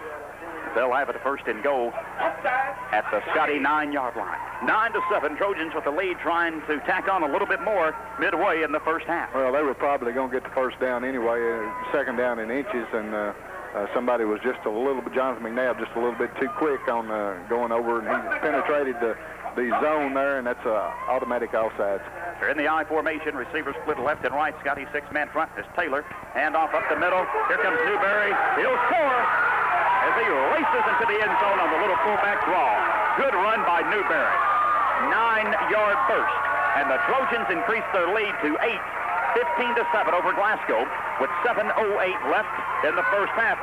That's where the passing game, a 9-yard run from Newberry, and he had a wide open field. A Big Mac truck running through there. No one stopped him. We talk about the running game sets up the passing attack. It's the opposite here in the first half. Glasgow having to contain their great passing attack, and the offensive line breaks open a big hole on the right side for Newberry, and he scores from 9 yards out. And now Chapman will cut in to attempt the extra point. Taylor will hold as Barron will try to increase its lead to 9 with 7:08 left in the first half. Snap, a poor one. Taylor picks it up, and he fumbles it, and Barron fails in their extra point try. So Glasgow, with a touchdown and a 2-point conversion, could tie this game. 7:08 left in the first half. Barron County 15, the Scotty 7. That was a 30-yard drive for the Barron County Trojans. We'll return after these messages on WCLU Sports. A lot of paving trucks roll through this area, but there's one name you'll see on the side of trucks that's here to stay, the Glass Paving name. Glass Paving is a locally owned company that invests in our community in so many ways, one of which is the quality asphalt jobs that have built our best roads or made a perfect driveway for your neighbor. You see, quality is the key to our growth. From our very first job to our most recent, we've made sure of the quality. And since we're local, our customers have our guarantee that we stand behind every job. Best of all, know that you have one of the most respected paving companies in the state right here at home. Glass Paving in their new location on Kentucky Street in Glasgow. Call them at 651-3897. Warning. Alert. This is an alert. Big eaters, do not eat your breakfast. Repeat. Skip your breakfast. It's here. Wendy's Big Bacon Classic. Quarter pound of fresh beef, cheese, onions, and 3 strips of bacon. Warning. If you order the Big Bacon Classic with Biggie fries and a drink, do not eat dinner. Repeat. Do not eat dinner the night before. This is a warning. Alert. Hi, I'm Dave Thomas. Believe me, we're not kidding about this. On the extra point try, 2 players were injured. Sean Livingston gets up. Looks like he's okay. Now the Barron County trainers and coaches surrounding, I think, and we've not gotten a clear view, but I think that may be Kelly Taylor, the injured player. According to Mr. Ronnie Mosby over here, that's who it is, number 15. They are working on Taylor, and it was a low snap, and he had to handle it. And when he picked it up, he was topped. I believe he's all right. He's limping a little bit, Larry. Boy, what a great quarterback he is.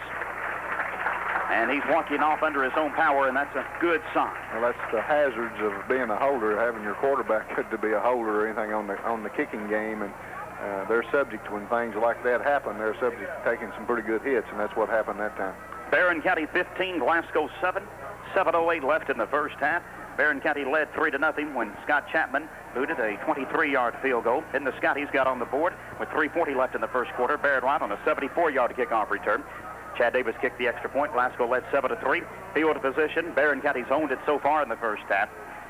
After a short punt, they marched 30 yards on 4th and 15. Scott Chapman caught a deflected pass from Kelly Taylor, 23 yards. Extra point no good. They led 9-7. Then Wright fumbles the ensuing kickoff. They marched 30 yards again.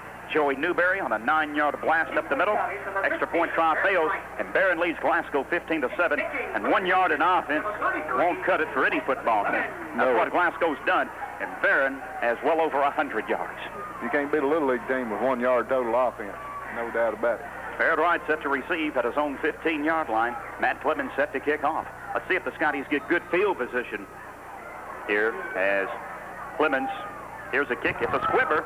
It will roll. That ball rolls away, and it's fumbled. I think the Scotties have it at the 35-yard line. Well, that ball was booted around, and Glasgow not with good hands at all. Well, Barron was trying to get another one real quick right here on that ensuing onside kick. I think it was just a little squibber, and they had success on the last one like that, so they tried it one more time, and luckily we fell on it. I didn't get who got it, but may have been Scotty Vaughn who fell on that football. Glasgow's best field position since their very first possession. That particular possession began at 37. The rest of the time, they've been bottled up deep in their own territory. Well, most of the time, Barron County's had it in Glasgow's territory. Right now, 1st and 10 for the Scotties, moving to your left. Well, it's hurt Glasgow. They haven't been able to get the ball outside. They just haven't been able to run wide at all on the Trojans. Barron 5-man front. Here comes the handoff to Gargeron. He's lapped up for no gain as he tries to cut off left tackle. Got it back to the line of scrimmage. Good penetration by the right side of Barron's defensive front. William Elmore, big 5'11", 285 senior, makes the tackle. No gain, 2nd and 10. 15-7, Barron leading Glasgow. 6:20 left in the first half. Next week, the Scotties host Monroe County, and Barron County will be at Greenwood. Let's see what the Trojans do defensively, what kind of look they give us. Probably a 5-man front. Scotties have Death Row and Gargeron in the backfield, wide out to the right side. As the handoff comes to Gargeron, picks a hole, has it at the 40. Gargeron twisting and turning as he cuts past the 45 to the 46. Boy, sheer second effort. Kingery was a wideout on the right side, and Gargeron ran that way, and I mean, he had to earn that yardage. Gargeron, folks, on that carry, picked up 10 times as much yards as Glasgow's had the entire game. Pickup of 12. 1st and 10 for the Scotties at their own 46. Second first down of this game. Rondo England, a linebacker, 5'10", 170 junior, makes the stop. Barrett Wright calling the signals. Wide out on the right side is Kingery. As Barrett Wright on the quarterback keeper. Barrett Wright has it at the 45. Wright struggles down to about the 40-yard line. Glasgow, as he moved it past the 50, Wright moves it down to the 45-yard line. He's close to a first down, just about a half yard short. 2nd and 1. Glasgow sticking to the ground game. They picked up some big chunks of yardage the last 2 times. Gargeron for 12 a moment ago. Barrett Wright picks up 9 and a little bit more. Elmore's second stop, and the Scotties marching, trailing 15-7 with 5:12 left in the first half. The only thing that's been successful so far has been the little trap plays, the little misdirection things that are going right back up the middle. Barron, 6-man front defensively as a handoff up the middle, churning for yardage and picking up the first down. Oh no, losing the football. That was a late call from the official. Glasgow lost it at the 43. I believe that handoff was to Gargeron, and that just popped loose. And Joey Newberry fell on it, I believe. That was a late call from the official. Glasgow coughed it up. Second turnover, and Barron stops the Scotty drive. They've got it 1st and 10 at their own 44-yard line. That was a late call from the official. Didn't realize that ball had popped out. Well, it was either 71 Elmore that fell on it or Dan Johnson, one or the other. I don't know which one. They were both right there at it. Glasgow begins to move the football, but they throw it over for the second time. And here comes Barron County trying to add to that 15-7 advantage. 4:39 left in the first half. Barron setting up in the I formation. A new wideout on the right side is Jason Matthews, a 5'9", 145-pound senior. Elmore, a slot back on the right side. Scarborough, wide out on the left side. Backfield is in the eye. Smith is a tailback. Profit is a fullback. Scotty's 5-man front defensively. Scott Chapman calls the signals. Chapman gives the football to Neil Smith. Smith races past the 45 to the 47-yard line. So Taylor not returning for this series after he was injured. He's on the sideline. He's up, Larry, and that's a good sign. But Chapman, who's a very versatile athlete, their backup quarterback, gives it to Smith. Picks up 3, 2nd and 7. Well, Scott Chapman, he's a good enough athlete to display about any position he wants to, so they won't lose a whole lot, except maybe for the arm. Jeff Kingery's 4th stop. Backfield in the eye. Scott Chapman calling the signals. 5-man front for the Scotties, 2nd and 7. Chapman, long count. Hand off, up the middle. Profit escapes one tackler, has it near midfield, stopped just short at the 49-yard line. Looked like he had a chance to cut outside, but Jeff Kingery and maybe another Scotty was there. Kingery credited with the stop. Pickup of 2 when it could have been more.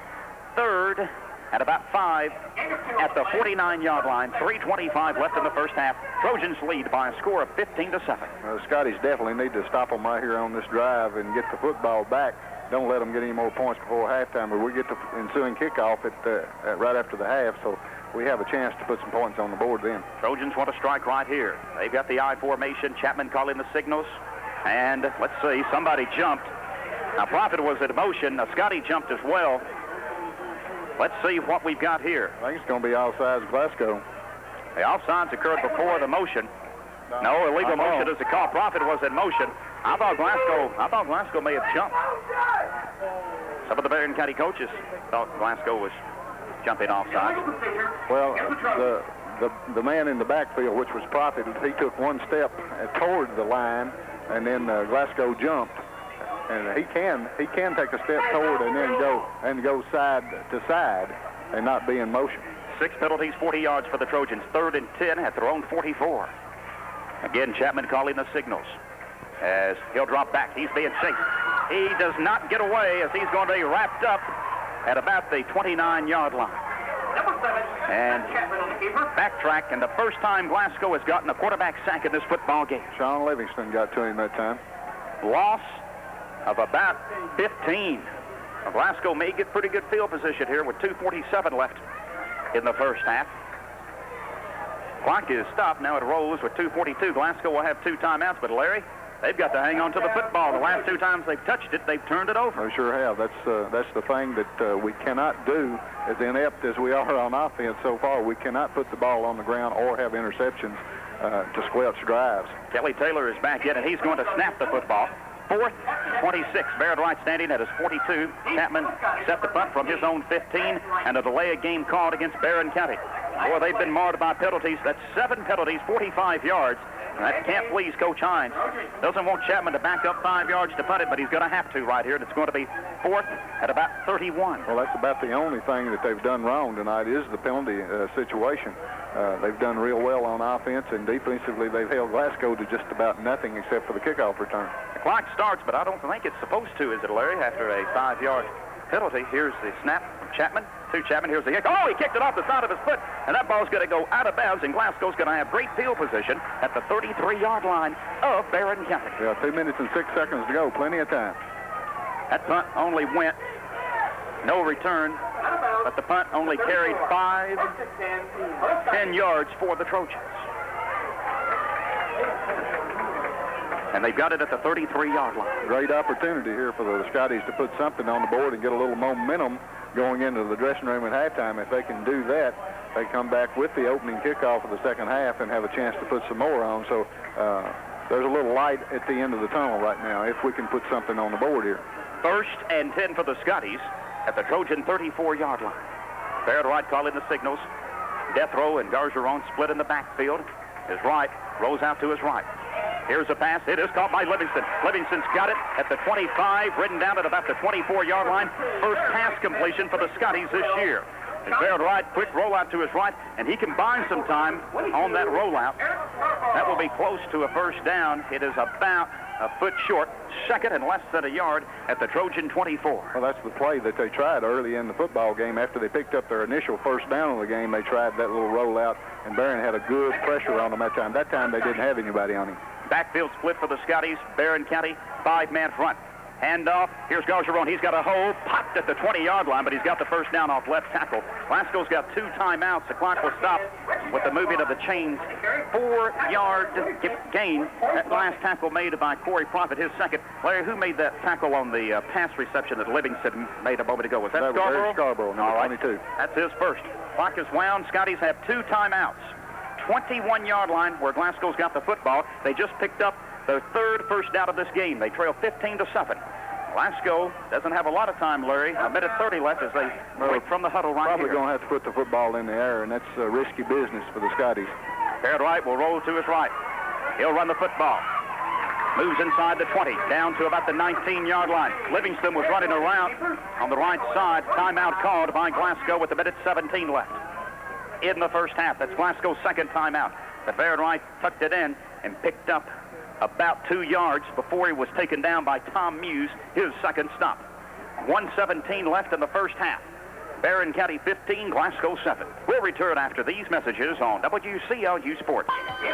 When it comes to ready-mix concrete, Square Deal Lumber Company leads the way.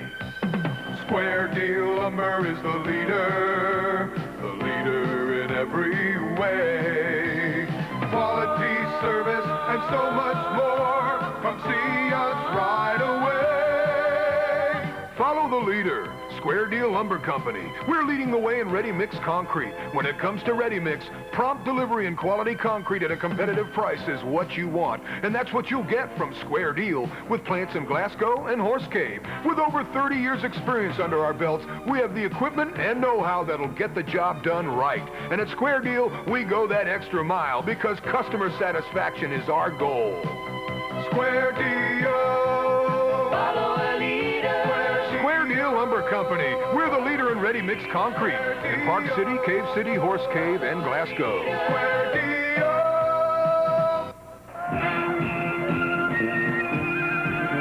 Nearing the end of the first half, Glasgow trailing Barron County 15-7. Trojans outstanding first half in the passing department, and they've won the war of field possession, but Glasgow starting to move the football a little bit.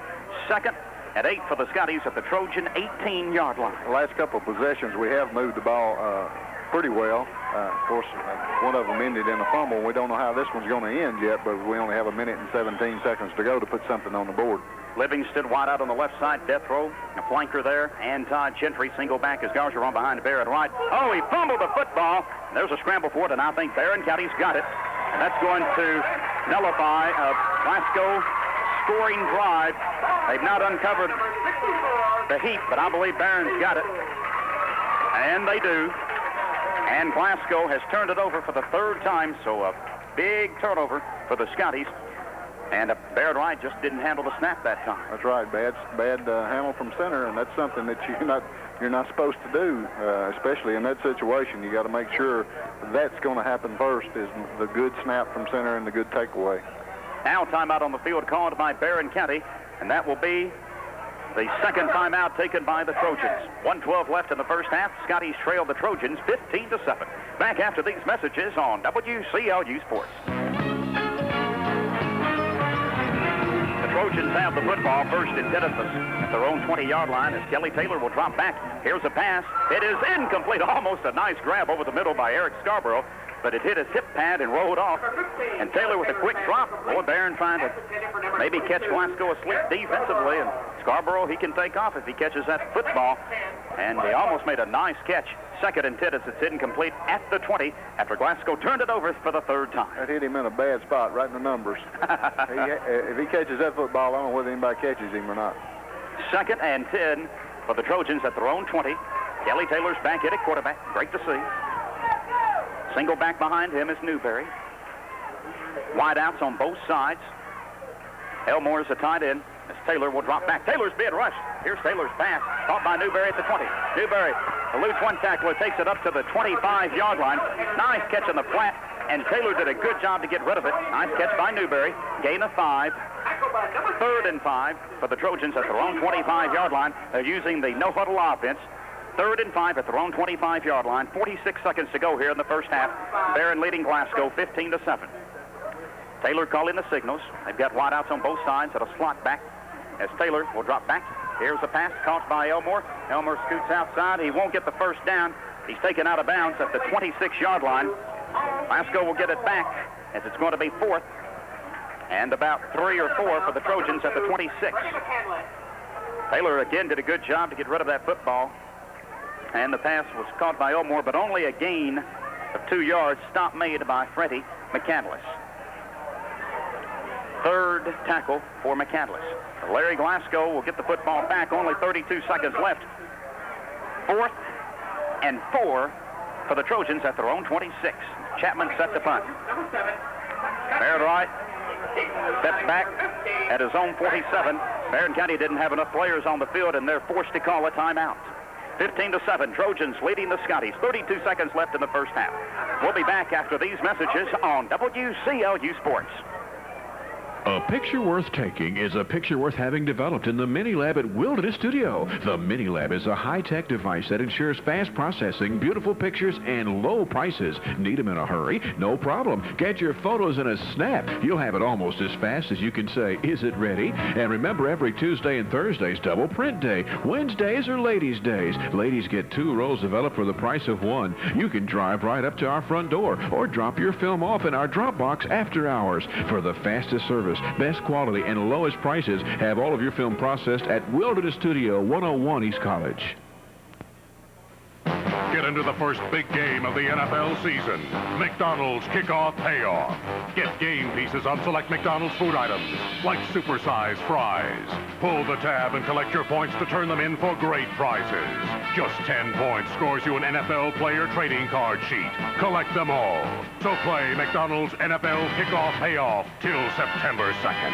What you want is what you get at McDonald's today. No purchase to play while supplies last. See official rules at participating McDonald's.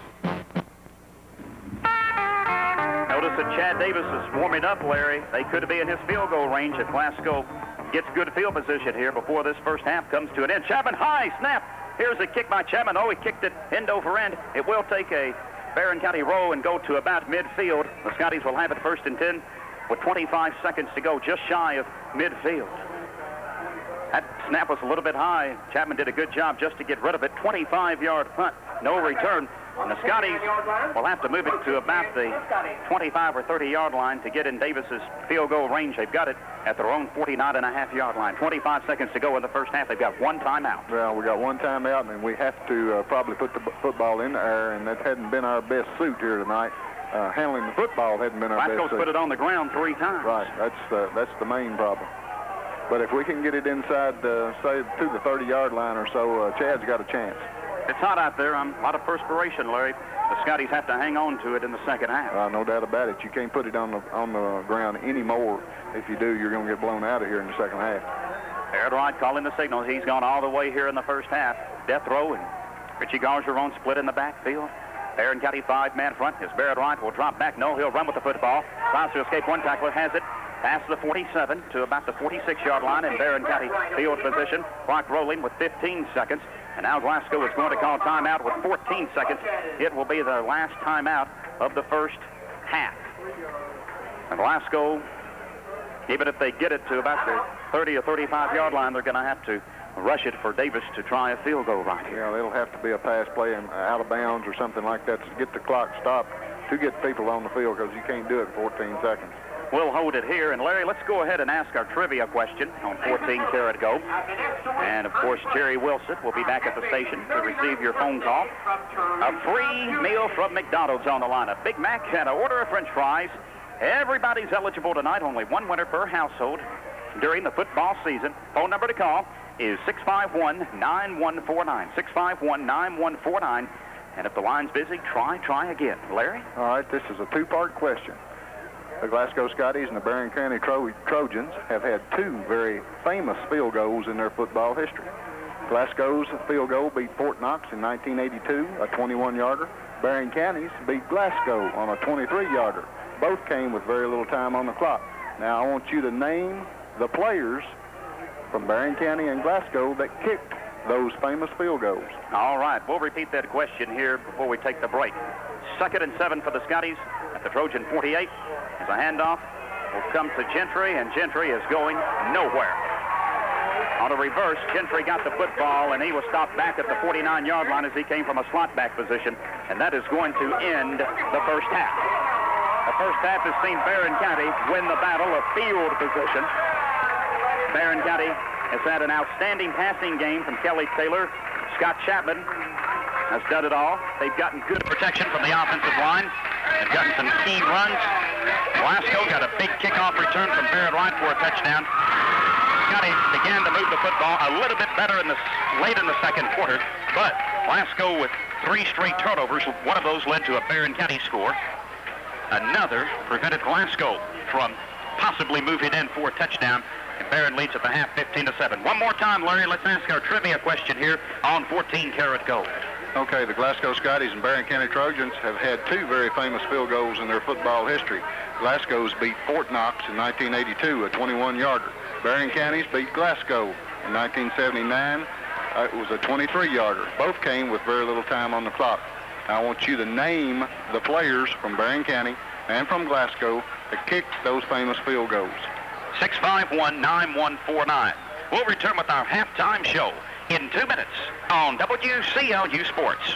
In the playoffs? That's exactly right. That was the first time that we played them, and that was the year that the playoffs were set up where we met the Fort Knox District for the regional championship. In other years, it has been to get to the final game. This was the one to go to Louisville. This was the semifinals.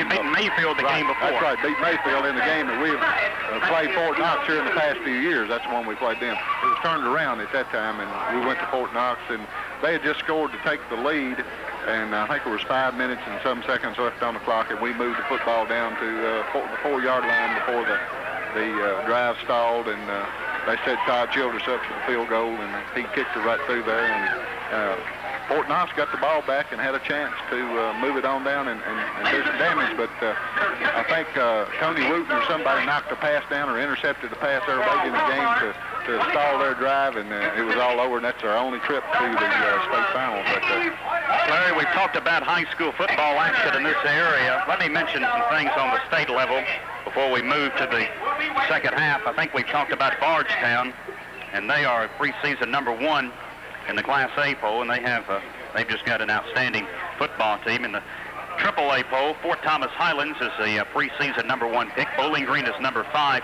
Warren Central is #8. In AA Danville, you realize they've won 28 or 29 in a row.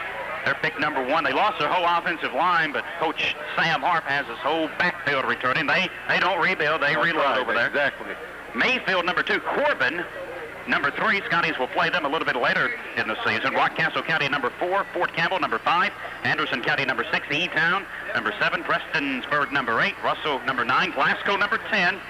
And that AA poll for you Barron County fans. And AAA, I've talked about Highlands, and you've got Paducah Tillman, Covington Catholic, Bell County, Bowling Green, Belfry. Belfry's playing Danville tomorrow. That should be a good one. Ashland Blazer, Central, Lincoln County, and Owensboro.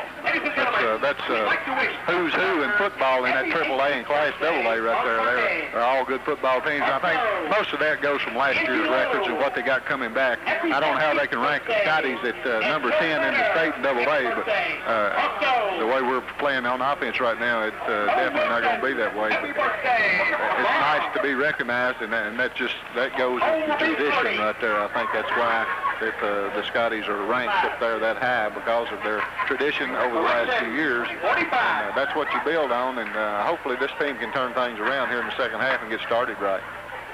Larry, let's look to the second half before we take this final break. Barron County, as you say, if it ain't broke, don't try to fix it. And the offense has not been broke at all. With, I believe Randall mentioned 100 and maybe 135 yards for Barron County on offense in the first half, well over 100, and most of it came via the pass. Yeah, that's we said before the football game started in our pregame that we thought that the pass would be what would do the Scotties in, and we haven't been wrong so far. They got lucky on one that Freddie McCandless tipped and probably should have been knocked down, but Scott Chapman was right there to haul it in for the touchdown. Other than that, they had their little short passing game. They've got some real quick receivers, and when you can get it to them in positions where they can make a move and use their speed and quickness and ability to get around somebody, they're capable of breaking it from anywhere on the field. Kelly Taylor's got a good arm to go along with that. Plus, their offensive line has really done a good job protecting him. Interesting to see what adjustments that Coach Eubank will make for the Glasgow Scotties entering the second half. Well, about all Jerry can say is get a good rush on that passer and don't put the ball on the ground when you have it on offense. Not for the fumbles. If not for the fumbles, this Glasgow could very well be ahead in this ball game, although they're getting killed statistics-wise. We'll be back with the start of the second half, and we'll tell the radio station we'll be back after one message. We'll take a timeout for only one message here on WCLU Sports. Life is wonderful. Most say the prime of life starts at age 50. At South Central Bank, our Primetime 50 account makes checking easy and convenient. Just listen to the extras you get. Free personalized checks with no per-check charges as you use them. Credit card protection, free traveler's checks, emergency cash advance service, and a host of conveniences that make your life easier, from a discount shopping service to a magazine subscription, notary and copy service. Plus, you can buy with confidence using the Buyer's Advantage Warranty Extension Program. If you're age 50 or above, then you really should be using the one account designed just for you, Primetime 50.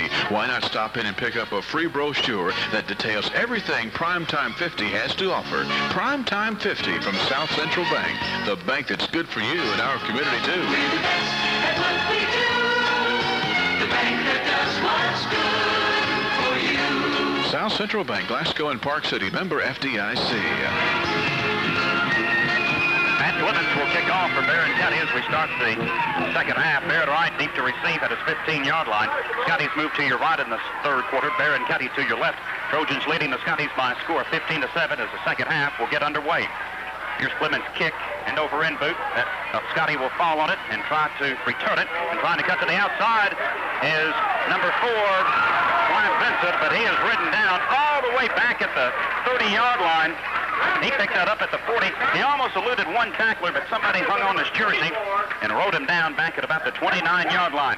Backtracking, and the Scotties with the football, first and 10 at the 28-yard line. Chris Wyatt with the stop. He lost 12 yards on trying to get to the outside there. He fell falling on the ball where he touched it first. They'd had the ball on the 40-yard line. First and 10 for the Scotties at their own 28-yard line. Minus 12 on the return. Let's see if there are any changes for Glasgow offensively. Barrett right at the quarterback. Death row and Gargeron still in the split backfield. Gentry a wide out on the right side. Livingston on the left. Barron 5-man front. Toss sweep comes to Gargeron. He tries to cut to the outside. Gargeron carries tacklers past the 30 to the 31. And I mean, somebody collided with him at the 27-yard line, and he managed to carry a would-be tackler for about 3 or 4 yards. Paul Lee Elmore stuck him. I think he carried Paul Lee for a couple of yards. Paul Lee is credited with his second tackle from his corner position. Gain of 3, second and 7 for the Scotties with a toss sweep at the 31. Well, our wide stuff is not going at all. Richie was supposed to cut that ball up inside, I'm sure, and instead he cut it to the outside, and there's nobody there blocking those cornerbacks and safeties for Barron County. They're really pursuing the run to the outside. Trojans 5-man front defensively. Scotties have a split backfield as the handoff comes to death row. He'll try to cut to the outside. Showback squirms his way for maybe a yard or two as he tried to cut to the left corner. Didn't get a lot of blocking. And again, great pursuit by Barron County. Gain of only a yard. If death row gets an open field, he can be dangerous, but they've not allowed him to do so thus far. Shannon Westmoreland comes up from a tackle position for his second stop. Well, Showback has got a lot of speed and a lot of quickness, but he can't outrun about 3 or 4 of them because there's nobody out there knocking them down in front of him. He has to find that hole. And if he could find the hole and bust through it, he's capable of taking it to distance. 3rd and 6 for the Scotties. Livingston a wide out on the right side. Backfield is split as Barrett Wright will drop back. Quick pass is incomplete. In and out of Livingston's hands. He was open, but it was a wobbly pass. He tried to throw it upfield before he caught it, and it's incomplete at the 40-yard line. Good execution. He just couldn't catch it. Very good execution by Barrett Wright. Is a little roll out to the right. He got it to him and hit him right in the hands, and Sean was trying to run with it before he caught it, and it went right through his hand. He had the first down easily and maybe 10 or 15 more yards. The Trojans with the defensive stand, and Glasgow forced to punt. 4th and 6 at their own 33-yard line. Good snap to Livingston. Here's a kick, low boot. That will take a Scotty roll. Moves down to about the 42-yard line, where Barrett will have great field position. 1st and 10. Glasgow has escaped a couple of blocked attempts by Barron County.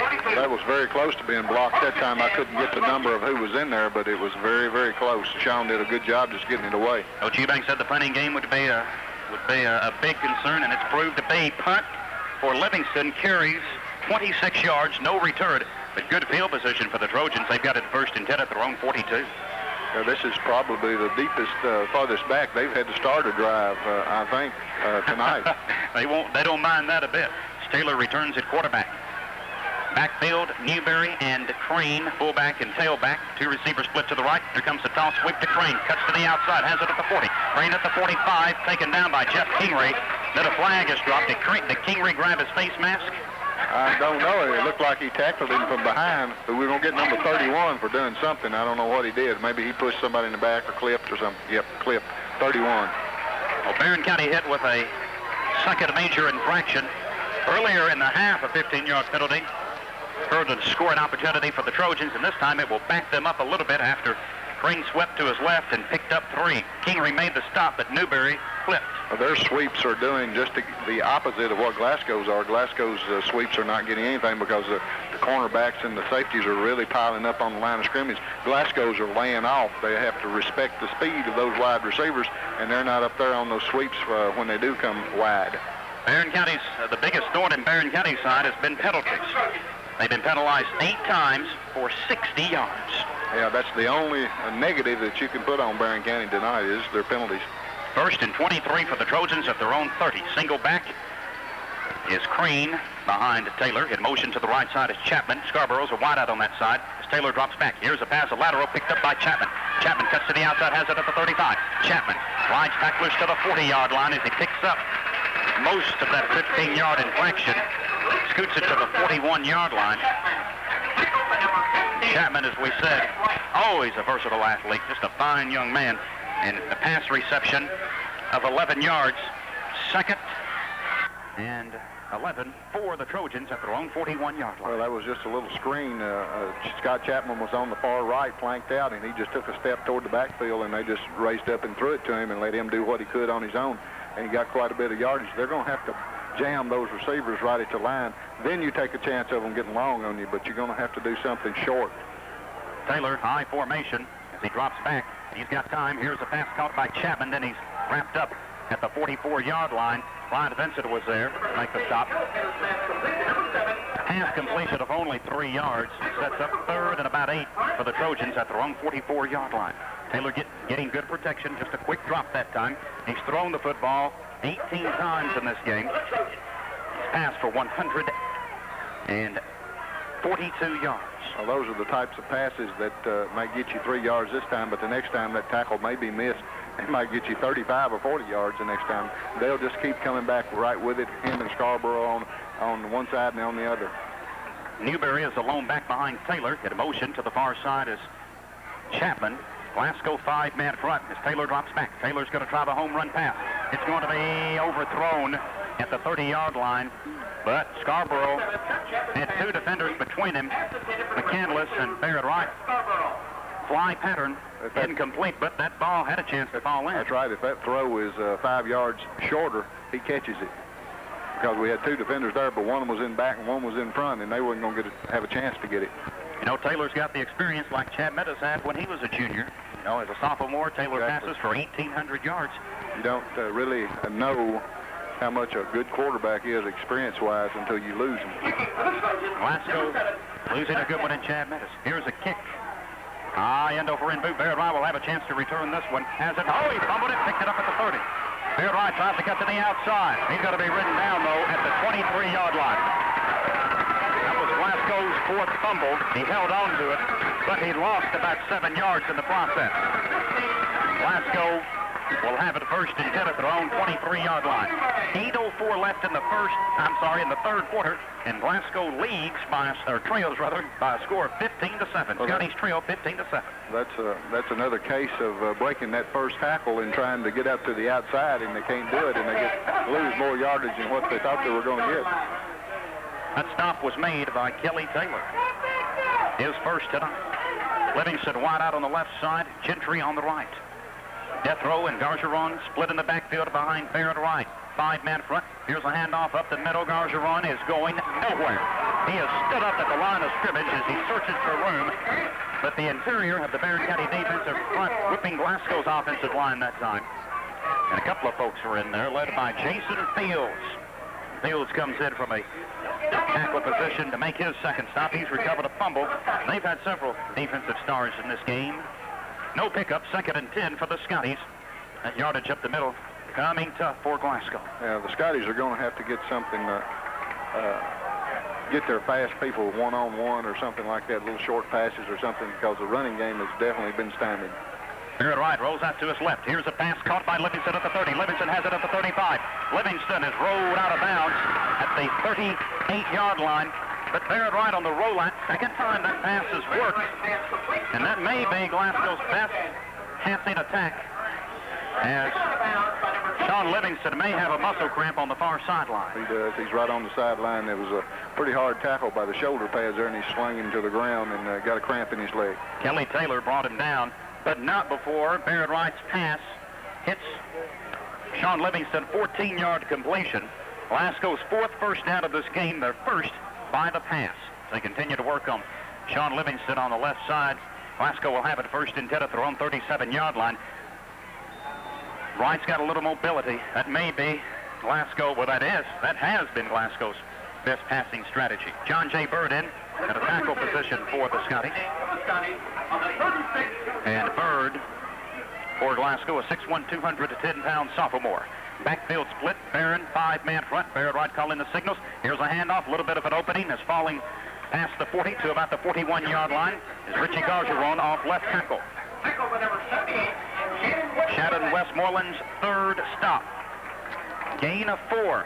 2nd and 6 for the Scotties. 6:42 left in the third quarter. Glasgow trailing Barron County 15-7. I can't pick up who came in for Sean Livingston there. I'm trying to pick up a number here. Number 20. J.D. Steenbergen. 5'9", 144-pound sophomore. 2 wideouts for the Scotties. It's Barrett Wright. Handoff, death row. Schobeck looking for some room. Pounds his way to about the 45-yard line, 2 yards short of the first down. Did a good job in traffic to scoot away from a couple of would-be tacklers. Scotty may be slow getting up, Kingery was, but he's okay. The ball is spotted at the 45.5-yard line. 3rd and about a yard. This is a big third down play for the Scotties. 5-yard pickup from death row. Rondell England's second stop. Big third down play, 3rd and 1 for the Scotties. Just shy of the 46-yard line. 5:53 to go in the third quarter. Do need to get something going here, drive-wise, and get the field position back. Big defensive stand right here for the Trojans. Barrett Wright, handoff, Gargeron. Popped, no. He won't get the first down. He stood up at the line of scrimmage. Good defensive play by the Trojans. Needed a yard, but he didn't get that. And the Trojans with a big defensive play right there. Jeremy Crane's first tackle. Let's see if there's a loss on the play. If there is, it's not just much. No, just maybe a foot. It's going to be 4th and a long yard for the Scotties, just beyond the 45-yard line. Looks like Glasgow may go for it, but Livingston shake it up. Who could have thought the football? I don't know whether they have a backup or not. I don't know who the backup kicker is. Randall Cook may have to come in there and punt for the Scotties. They're going for it on 4th and 1. Backfield split. Barrett Wright calling the signals. Right pitch out, death row. Schobeck will never make it. On the pitch out, they strung him out, and he is dropped for a loss back at the 41-yard line. Well, you can't go outside. They've done proven that all night long. Not a very good play in that situation. On the toss sweep, Glasgow loses 5. And Barron County will have it 1st and 10 as they come up at the big defensive stand. Paul Lee Elmore's third tackle. Death row could never get outside. And on 4th and 1 at their own 45, the Scotties elect to go for it. And they fail, and Barron back in business at Glasgow's 41. They spot the football. 1st and 10, leading the Scotties 15-7. 4:56 left in the third quarter. Well, that was a big gamble. Of course, you don't have a punter in there to kick it away, so you just about got to take a chance to do that. I just don't like the play call that was called there. Scott Chapman toss sweep. Smith. There's a flag as Smith cuts up the middle. He twists and turns past the 40 to the 38-yard line. He almost fumbled that football. Chapman back in. I don't know if Taylor got shaken up or if they're giving him a rest. Taylor's on the sideline right now. He's still limping just a little bit. I think Barron may be called for a clip or a hold right here. And a hold will be called, no, illegal procedure called against the Trojans. Somebody can get set again. I don't know who it was. That's their 9th penalty of this game for 65 yards. Illegal procedure should have been called before the play started. It should have been blown at dead.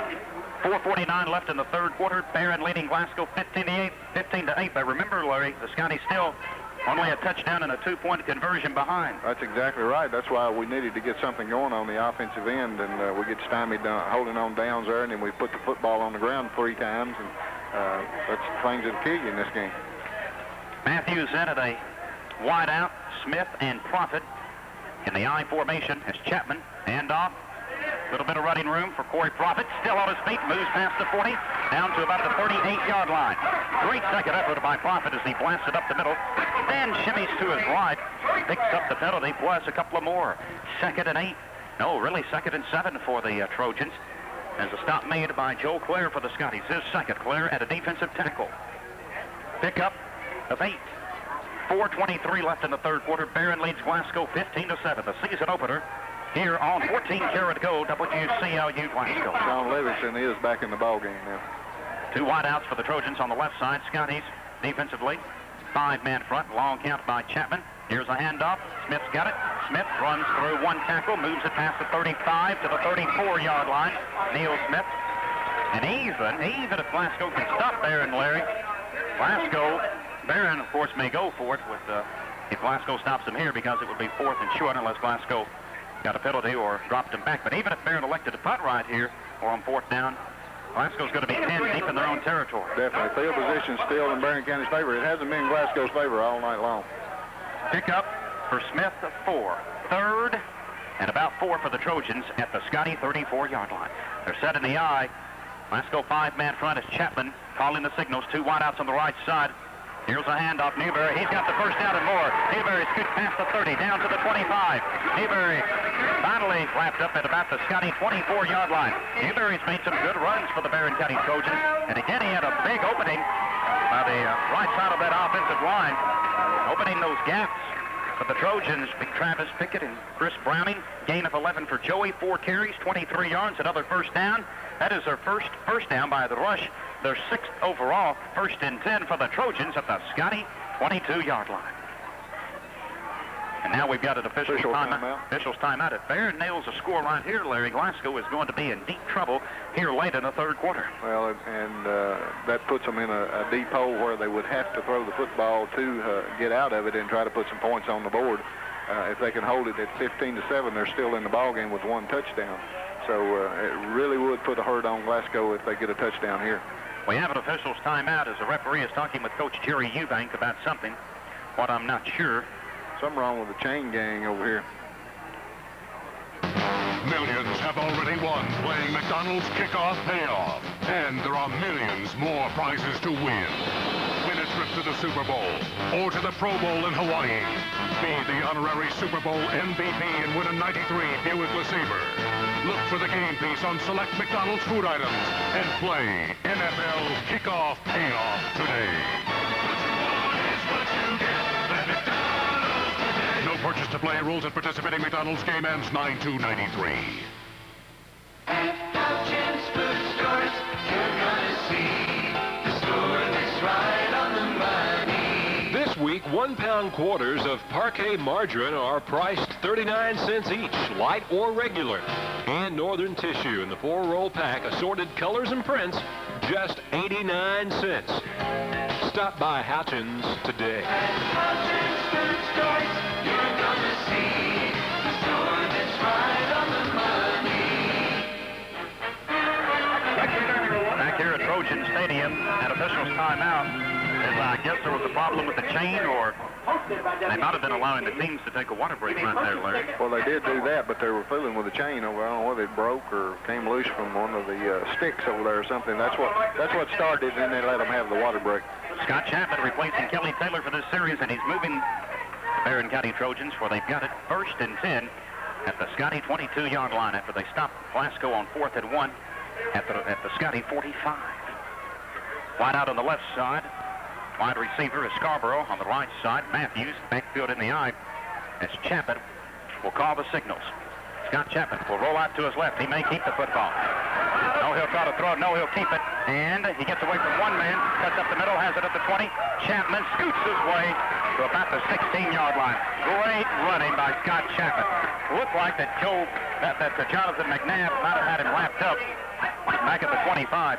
And he cut against the green. He's got a cramp. And took it down to the 17.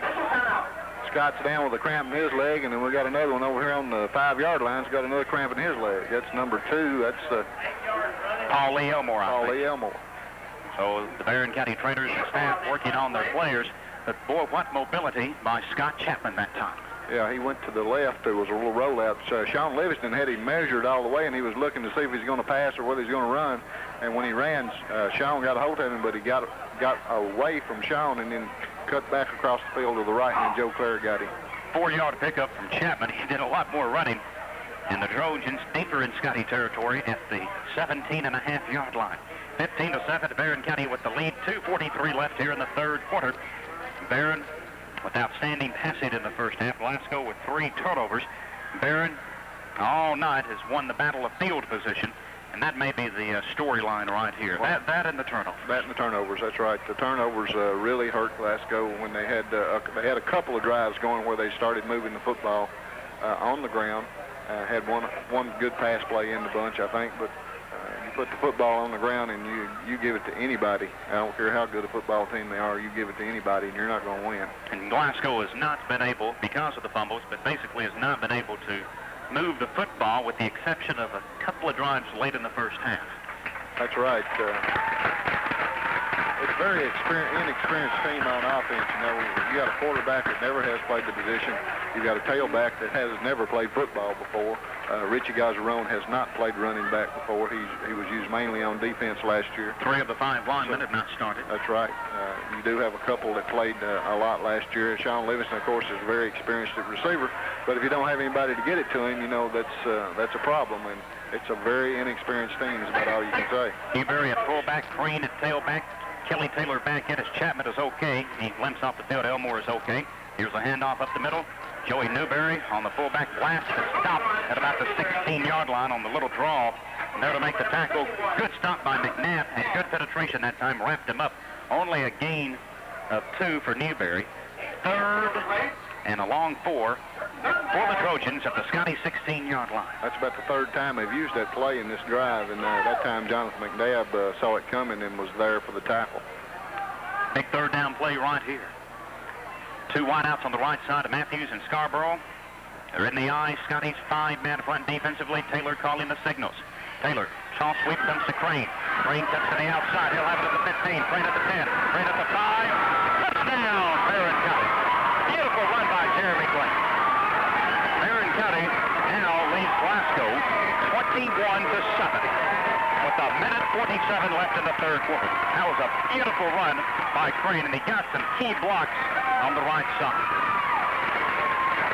41-yard march for the Trojans, and they really did it on the ground. Yeah, just about every bit of it on the ground.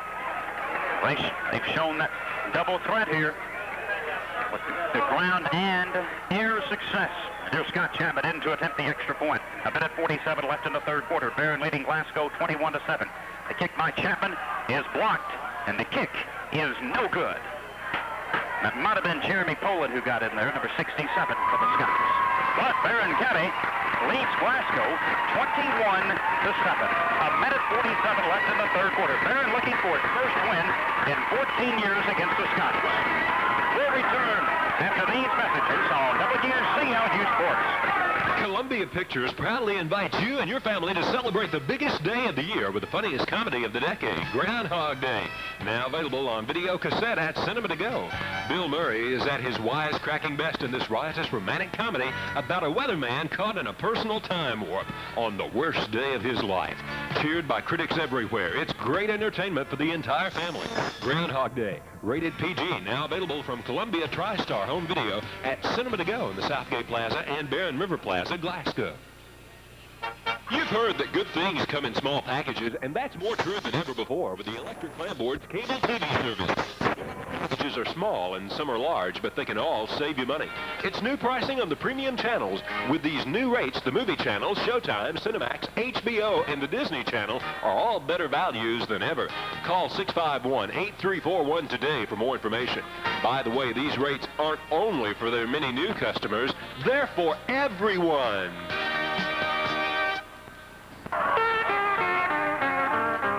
Matt Clemens' kick. He kicks a squibber that a Scotty falls on at the Barron County 49-yard line. Falling on the football for Glasgow. Number 53. And I believe that is David Jones. He falls on it. And the Glasgow Scotties have it at the Trojan 49-yard line. Glasgow's got the ball in good field position. Yeah, they squibbed the ball about 3 times now after their touchdowns and after the field goal. And they don't want Barrett Wright to break another one loose. Yeah, Glasgow can't do anything about it. Good field position. Glasgow's not handled those kicks well either, but they've got it 1st and 10 at the Trojan 49. Barrett Wright rolls out to his left. Pretty good protection. Now he must get rid of it. Here's the pass. It is almost intercepted by Taylor at the 30-yard line. He had Livingston open, but he didn't throw it hard enough. Yeah, Livingston was right there, and the ball was right in his hands, but Kelly Taylor played center field and just moved over and knocked it down. Probably should have intercepted the ball. Barrett rolled out to his left, bought a little bit of time, then he began to feel the pressure, and almost had it picked off by Taylor. 2nd and 10. This is the most important series of this game for the Scots. Yeah, if Taylor's just a little bit late there, that's a touchdown for Glasgow, and if Taylor intercepts that ball, it might be a touchdown for Barron County, but it was an incomplete pass. Gentry wide out on the left side, Kingery a tight end on the far side. On the right side, Livingston, Gargeron, and Deathrow split in the backfield. Trojans 5-man front. Here's a handoff to Deathrow. Showback. There was a mix-up in the backfield as he gets back to the line of scrimmage. I'm not sure if he was supposed to take it up the middle, but he and Barrett Wright almost collided. And Showback that time, his momentum was slowed after that near collision. And then there to wrap him up was Mark Welsh for Barron County. There's your inexperience right there, quarterback and a kid that's never played football before. No gain. 3rd and 10 for the Scotties. They started this drive at the 49, and that's where they are right now. 42 seconds left in the 3rd quarter. Barron County right now with a 21-7 lead against the Scotties. Glasgow's going to flirt with the delay of game here as Barrett Wright wide outs on both sides. Backfield is split. Barrett Wright calls timeout. Glasgow's first of this second half. Scotties with indecision right there. This is a big 3rd down play. There's 25 seconds left in the 3rd quarter. Scotties trail the Trojans 21-7. We'll return after these messages on WCLU Sports. Warning, alert. This is an alert. Big eaters, do not eat your breakfast. Repeat, skip your breakfast. It's here. Wendy's Big Bacon Classic. 1/4 pound of fresh beef, cheese, onions, and 3 strips of bacon. Warning, if you order the Big Bacon Classic with biggie fries and a drink, do not eat dinner. Repeat, do not eat dinner the night before. This is a warning. Alert. Hi, I'm Dave Thomas. Believe me, we're not kidding about this. A lot of paving trucks roll through this area, but there's one name you'll see on the side of trucks that's here to stay, the Glass Paving name. Glass Paving is a locally owned company that invests in our community in so many ways, one of which is the quality asphalt jobs that have built our best roads or made a perfect driveway for your neighbor. You see, quality is the key to our growth. From our very first job to our most recent, we've made sure of the quality. And since we're local, our customers have our guarantee that we stand behind every job. Best of all, know that you have one of the most respected paving companies in the state right here at home. Glass Paving in their new location on Kentucky Street in Glasgow. Call them at 651-3897.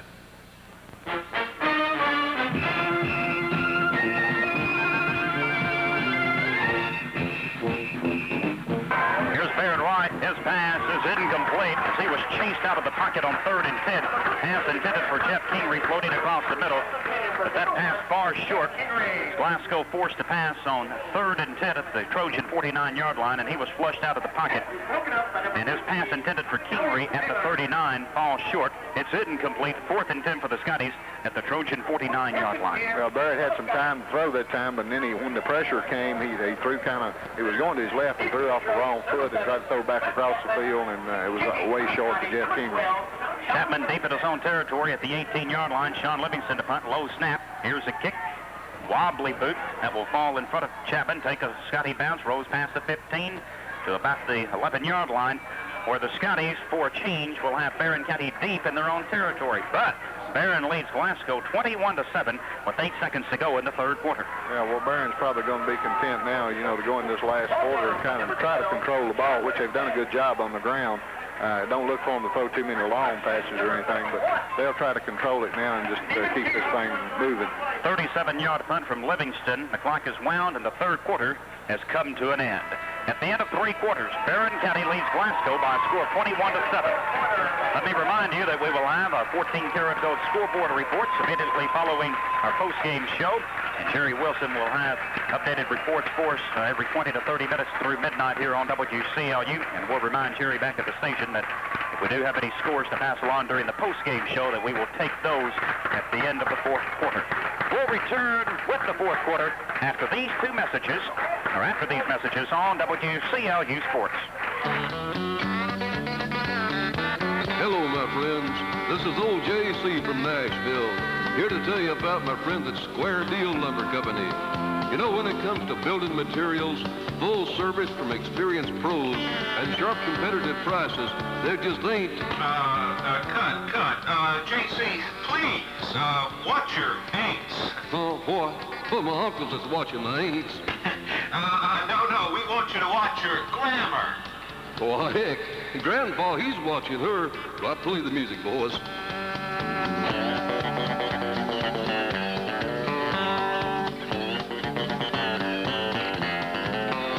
Now, as I was saying, if you need ready-mixed concrete, lumber, custom millwork, any kind of building materials, just call my friends at Square Deal Lumber Company in Park City, Cave City, Horse Cave, and in Glasgow.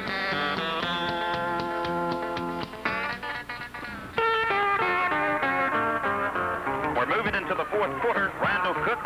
What about some key stats as Barron County leads Glasgow 21-7? I'd say the key stat, Mr. Moody, is total yards. Barron County has 202, Glasgow 61. So Barron County's pretty much controlled the ball most of the ball game. You know these players, fans, and the coaching staff hungry for the first Trojan victory against the Scotties in 14 years. And they're feeling good right now. That's right. We played 10 times. This is the 11th meeting. Glasgow has won 9 of those. That only loss coming in 1979, 10-8. Barron has not turned the football over yet in this game, and that's what they don't want right here. Scott Chapman runs the team at quarterback. Taylor shake it up a little bit in the first half, and they've almost been alternating. Here's the pitch to Neil Smith. Smith rambles past the 10 to about the 12-yard line as he cuts outside on the toss sweep. He almost lost the handle on that pitch from Chapman, but he does manage to pick up about a yard. 2nd and 9, and that was the pitch 8. Scotty Vaughn with his 4th stop. Again, Glasgow 61 yards in offense. That's almost unheard of in the last few years. For Glasgow, well, a number of years for Glasgow football. But you attribute that simply to inexperience. Well, a lot of it is. They'll get that experience, Larry, as the season rolls along.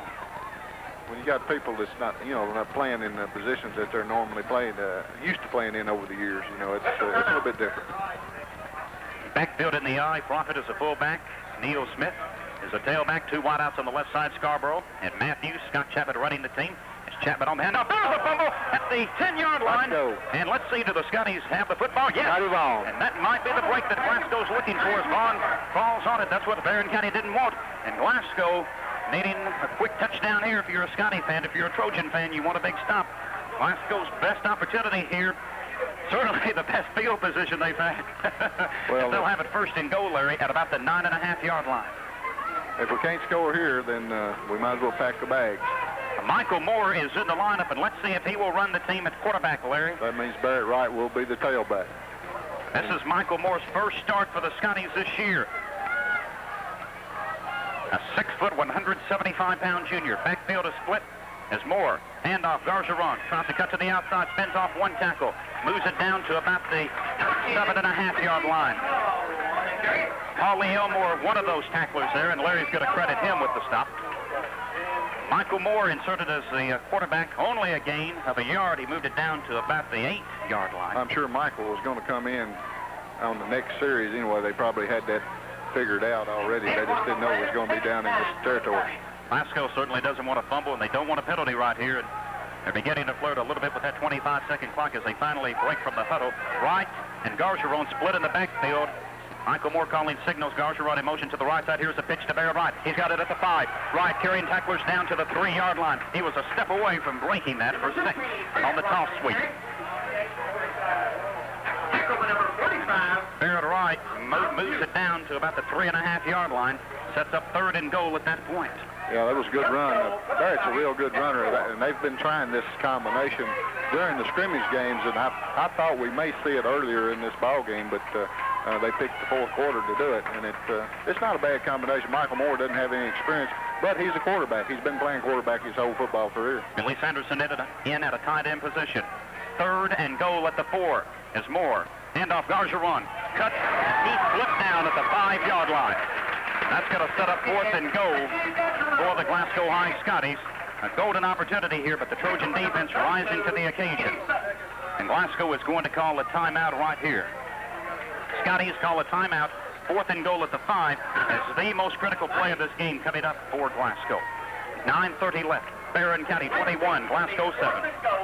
We'll return after these messages on WCLU Sports. Life is wonderful. Most say the prime of life starts at age 50. At South Central Bank, our Primetime 50 account makes checking easy and convenient. Just listen to the extras you get. Free personalized checks with no per-check charges as you use them. Credit card protection, free traveler's checks, emergency cash advance service, and a host of conveniences that make your life easier, from a discount shopping service to a magazine subscription, notary and copy service. Plus, you can buy with confidence using the Buyer's Advantage Warranty Extension Program. If you're age 50 or above, then you really should be using the one account designed just for you, Primetime 50. Why not stop in and pick up a free brochure that details everything Primetime 50 has to offer? Primetime 50 from South Central Bank, the bank that's good for you and our community too. We're the best at what we do. The bank that does what's good for you. South Central Bank, Glasgow and Park City, member FDIC.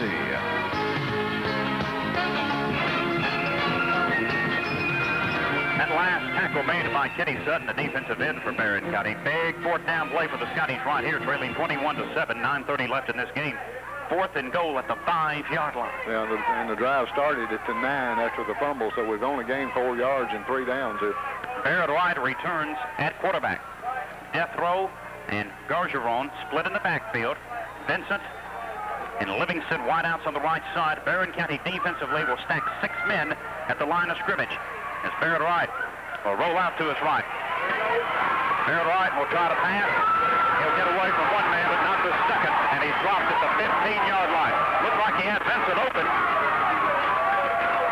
but Barrett started to feel the pressure, backed up, and has dropped. Big quarterback sack, Corey Crockett. Big defensive play for the Trojans. They've made them tonight. Loss of 9, 1st and 10 for the Trojans at their own 14-yard line. Well, the play you called was a quarterback rollout. He had the option to throw or run. And if he's going to throw the football, he's going to have to throw it just as soon as the man comes over. Brian Vincent broke clear in the end zone. He's got to let it go then if he's going to throw the football, because the pressure got to him after that. A good scoring opportunity goes by the wayside for Glasgow. Kelly Taylor in at quarterback for the Barron County Trojans. They've got 3 receivers split to the right as Taylor hand off and wrapped up back at the 10-yard line. Scotty Vaughn made a great defensive stop on Joey Newberry. Again, what Barrett wants to do is hang on to the football and roll time off the clock. Boy, Glasgow got the break they needed, but couldn't punch it in. Yeah, that would have made a football game out of it right there and changed the whole complexion of the game, and Glasgow puts the ball in the end zone. But now time slowly but surely becoming a factor. 8:40 left in this game. Second, a loss that time of 3. 2nd and 13 for the Trojans at the 11-yard line as Vaughn just made his 5th tackle. One of the defensive stars in this game. He's also recovered a fumble for the Scotties. Well, as the year goes along, I think Barrett will be more comfortable there, and they may go with Michael Moore at quarterback, which may be a better combination. High formation. Taylor hands the football, and I think someone was in motion for the Trojans. That may back them up a little bit more here. They've been penalized several times in this football game, and that's what's hurt them the most. But they lead by a score of 21-7 now. The referee will talk with one of the umpire, or the field judge, I guess that would be.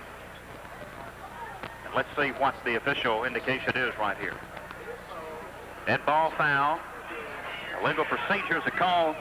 That is 10 penalties for Barron County, 70 yards. Yeah, that's the only thing, the only stigma on their record tonight. What do you think about this Barron County club and their chance in that AAA district with the likes of Nelson, Meade, and Marion. You know, we don't get to see those teams very often, and I don't know a whole lot about them. I know Marion County had a strong team last year. I don't know exactly what everybody's got coming back, but I think Barron's they were competitive last year. I think they'll be very competitive this year. 2nd and 19. Taylor leads his team up to the line of scrimmage. High backfield is Taylor. Hand off. Blasted up the middle, carrying the football to about the 10-yard line on the draw. His knee is Jeremy Crane. Crane picks up the penalty. Makes it up to the 10-yard line. Gain of actually 4, so it's going to be 3rd and about 14 for the Trojans. Crane, 5 carries, 29 yards. Newberry, 6 carries, 22 yards. Taylor has thrown for 142 yards. Hasn't thrown the football a whole lot in the second half. I'm not sure if he's passed, but maybe for 14 yards in the second half. 128 in the first half. That stop was made by Jeff Kingery. Jeff's had a good defensive game at linebacker. 7 stops. Jeff's that middle linebacker, and he's doing a good job tonight. He'll hand off to Crane. Crane off right tackle, bolted down at the 12-yard line. Glasgow may get the football in good field position, but that clock starting to wear down. 7:10 left in this game. Barron leading 21-7. For the Scotties to climb back into it, they're going to have a big play. Barron County has not allowed that other than the kickoff return so far. Joe Clare's 4th tackle, pickup of 2. 4th, 13. Chapman will punt from his goal line, and Barron Wright set to receive. We have an official's timeout now with 6:51 left. Well, the Scotties are just inept on the offensive end today, and as the season goes along, I think they'll probably get better at that. But they have had their chances tonight. They've had a couple of drives that were stymied by fumbles, and then the chance to get it in from the 9-yard line and just didn't do it. Chapman punts from his own end zone. Low snap. Oh, he's going to run it. Chapman will try to cut to the outside. Chapman is taken down, and he'll be far short of the first down. So Glasgow another opportunity, as they'll have it at about the 15 or 16-yard line with 6:36 left. Chapman with the low snap almost looked like he intended to run the football there. Well, I don't really think that he was supposed to, but he really picked it up and took off with it. He had a bit of a wall on the left side, but he had a lot of yardage to pick up. From the end zone, he would have to move about 25 yards. I don't really think Coach Hines wanted to do that. I think he wanted to punt that thing out as inept as Glasgow has been on the offensive set. I don't believe he wanted to give them any better field position. Michael Moore returns at quarterback. Receivers split left and right. Backfield is split. Here comes the toss sweep. Cutting to the outside is Kingery. Jeff struggles for maybe a yard. Well, really, he was thrown for a loss back at the 20. Thought he might be able to maneuver for a yard, but Barron County had other ideas. Michael Moore is back at quarterback. Kingery was in the backfield for the Scotties. He may have a muscle cramp as he is on the field. Ball is spotted at the 20. Loss of about 3. 2nd and 13. Hawley Elmore, boy, they've contained Glasgow's outside running attack. Glasgow has not been able to sweep it off. Well, the Scotties have been noted over the years for their outside attack. You know, they've always had a pretty good, quick tailback, and they do have one in Showback Deathrow this year. Inexperience has gotten him right now, and I think he'll get better as the years go along. But that's always been Glasgow's mainstay, is to have a good, fast tailback that can get outside, plus they have the passing game. And right now, both of those have been denied tonight. 2 breaks for the Scotties here in the 4th quarter. The first time they were stopped on 4th and goal, Wright was sacked. And now, after Chapman is down at the 17-yard line on 4th and long when the Trojans were in punt formation, he runs it out of the end zone. Stopped far short of the first down as Kingery appears to be okay. He's limping a little bit. But on Glasgow's first offensive possession, or first down, a loss of 3 on the sweep. Yeah, I think you can give credit to Barron County on defense now. They've done a really good job. Well on defense. Certainly have. And their defensive line is just has completely just about dominated our offensive line. Hawley Elmore's 5th stop just a moment ago. They've got several guys with 4 and 5 tackles. So you got Fields with tackles, a lot of tackles, William Elmore, Westmoreland, all with big tackles, Tom Hughes, the linebackers, Corey Profit, all playing linebacker. So that means you're not getting too far down the field before somebody's getting you. 6:08 left in this football game. Barron County leading Glasgow 21-7. Scotties have it 2nd and about 12 at the Trojan 20-yard line. The official talking with assistant coach Les May and head football coach Johnny Hines of the Barron County Trojans. About what, I'm not sure. They're having a thorough discussion on the Barron County sideline. Kingery is all right as he walks off the field. Gentry replaces him at a wideout. See if Sanderson is also in there. He is at a tight end. for the Scotties, and Livingston is the other, is the split end for Glasgow. In the backfield, Gargerone, and also Showback death row. Michael Moore is the quarterback. Barron County, 5-man front. Moore will drop back. Moore's got time. Here's his pass. It is incomplete as Livingston broke open, got turned around a little bit, and was not an easy pass to catch. Charlotte almost came up with a good catch at the 5-yard line, but it's incomplete. 3rd and 12 for the Scotties at the Trojan 20-yard line. Well, the defender over there, which was number 27, which was Crane, he was over on that side. He got turned around, and Sean, when he broke open, the ball was just thrown to his other side. Had it been thrown over the right shoulder, he would have had the ball. 3rd and a long 12 for the Scotties at the Trojan 20-yard line. 5:58 left in this game. Barron County 21, Glasgow 7. Barron led early 3-0. Scotties came back for a 7-3 lead, but it's been Barron County since then. Billy Sanderson is in at tight end now, replacing Jeff Kingery. Right. Death row and Gargerone split in the backfield as Michael Moore drops back. Here's a little flare caught by Vincent. Has it at the 15. Vincent is taken down at about the 13-yard line, so Glasgow still short of the first down. And a big 4th down play coming up right here as the clock continues to roll with 5:44 left in this game. Barron County 21, Glasgow 7. 4th and about 7 for the Scotties at the Trojan 14-yard line. Pass completion of 5 yards from Moore to Vincent. But this is the play for the Scotties. They're going to remain alive here. 4th and 7 at the Trojan 14-yard line. Wideouts on both sides as Moore rolls out to his left. He's being chased. Moore is going to be swung down. Now he got away from the defender, but not the second one. As he is taken down back at about the 32-yard line. Great defensive rush by the Trojans. Moore rode out to his left, had a little bit of time to throw, but not a lot. Then he was chased. Eluded one would-be tackler, but not the second, and he is dropped all the way back at the 34-yard line by Corey Profit. That's his second sack of this game, and that's a loss of 18 yards. Good pressure by the Trojans. On our passing game, they're sending everybody, and we just can't handle everybody up front, and they're not stopping anybody, and it's just a wave of tacklers coming after the quarterback. Scott Chapman with the I formation. Glasgow 5-man front. Here's a handoff to Smith. Smith pounds his way, tries to cut to the outside, searches for running room, moves it past the 35 to the 36-yard line. 21-7 to Barron County with the lead and the clock on their side. 4:25 left in this football game. Gain of about 3 for, I said it was Smith, I think it was Jeremy Crane who carried that football. And he picked up a couple of yards. Crane, 7 carries, 33 yards. You know, as bad as Barron County has dominated this ball game statistic-wise, Glasgow has had their chances to get back in it and just not being able to put it in the end zone. Jeff Kingery, 8 tackles as Chapman with the I formation behind him.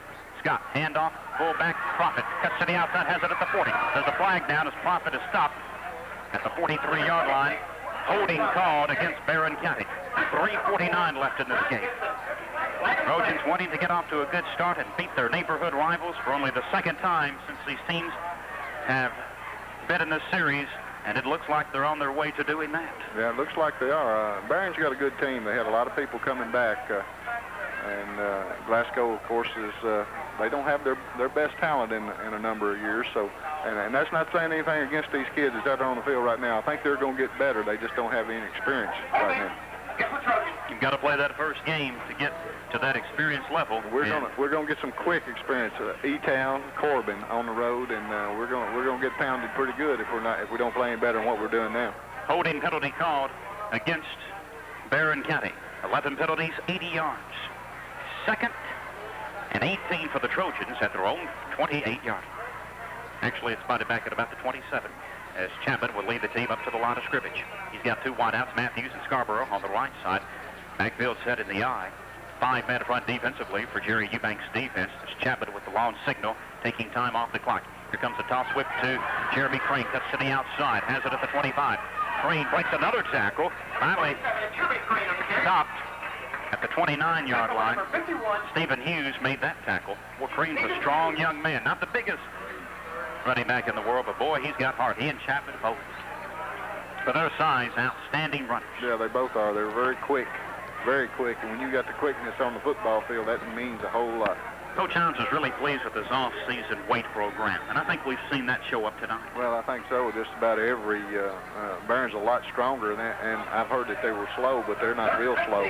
They're pretty got pretty good average team speed, I think. Gain of 3, 3rd and 15 for the Trojans at their own 29. It's Chapman running the team with the I formation. They've got 2 wideouts on the left side. Here comes the handoff from Scott to Neil Smith.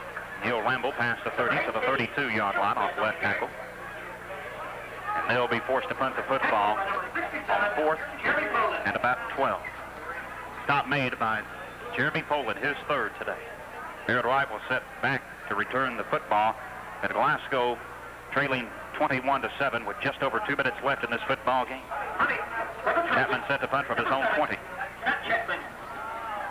Scotties have 1 lead in this game, but Barron County really wore Glasgow down with field position. 3 straight turnovers for the Scotties. Some big defensive plays.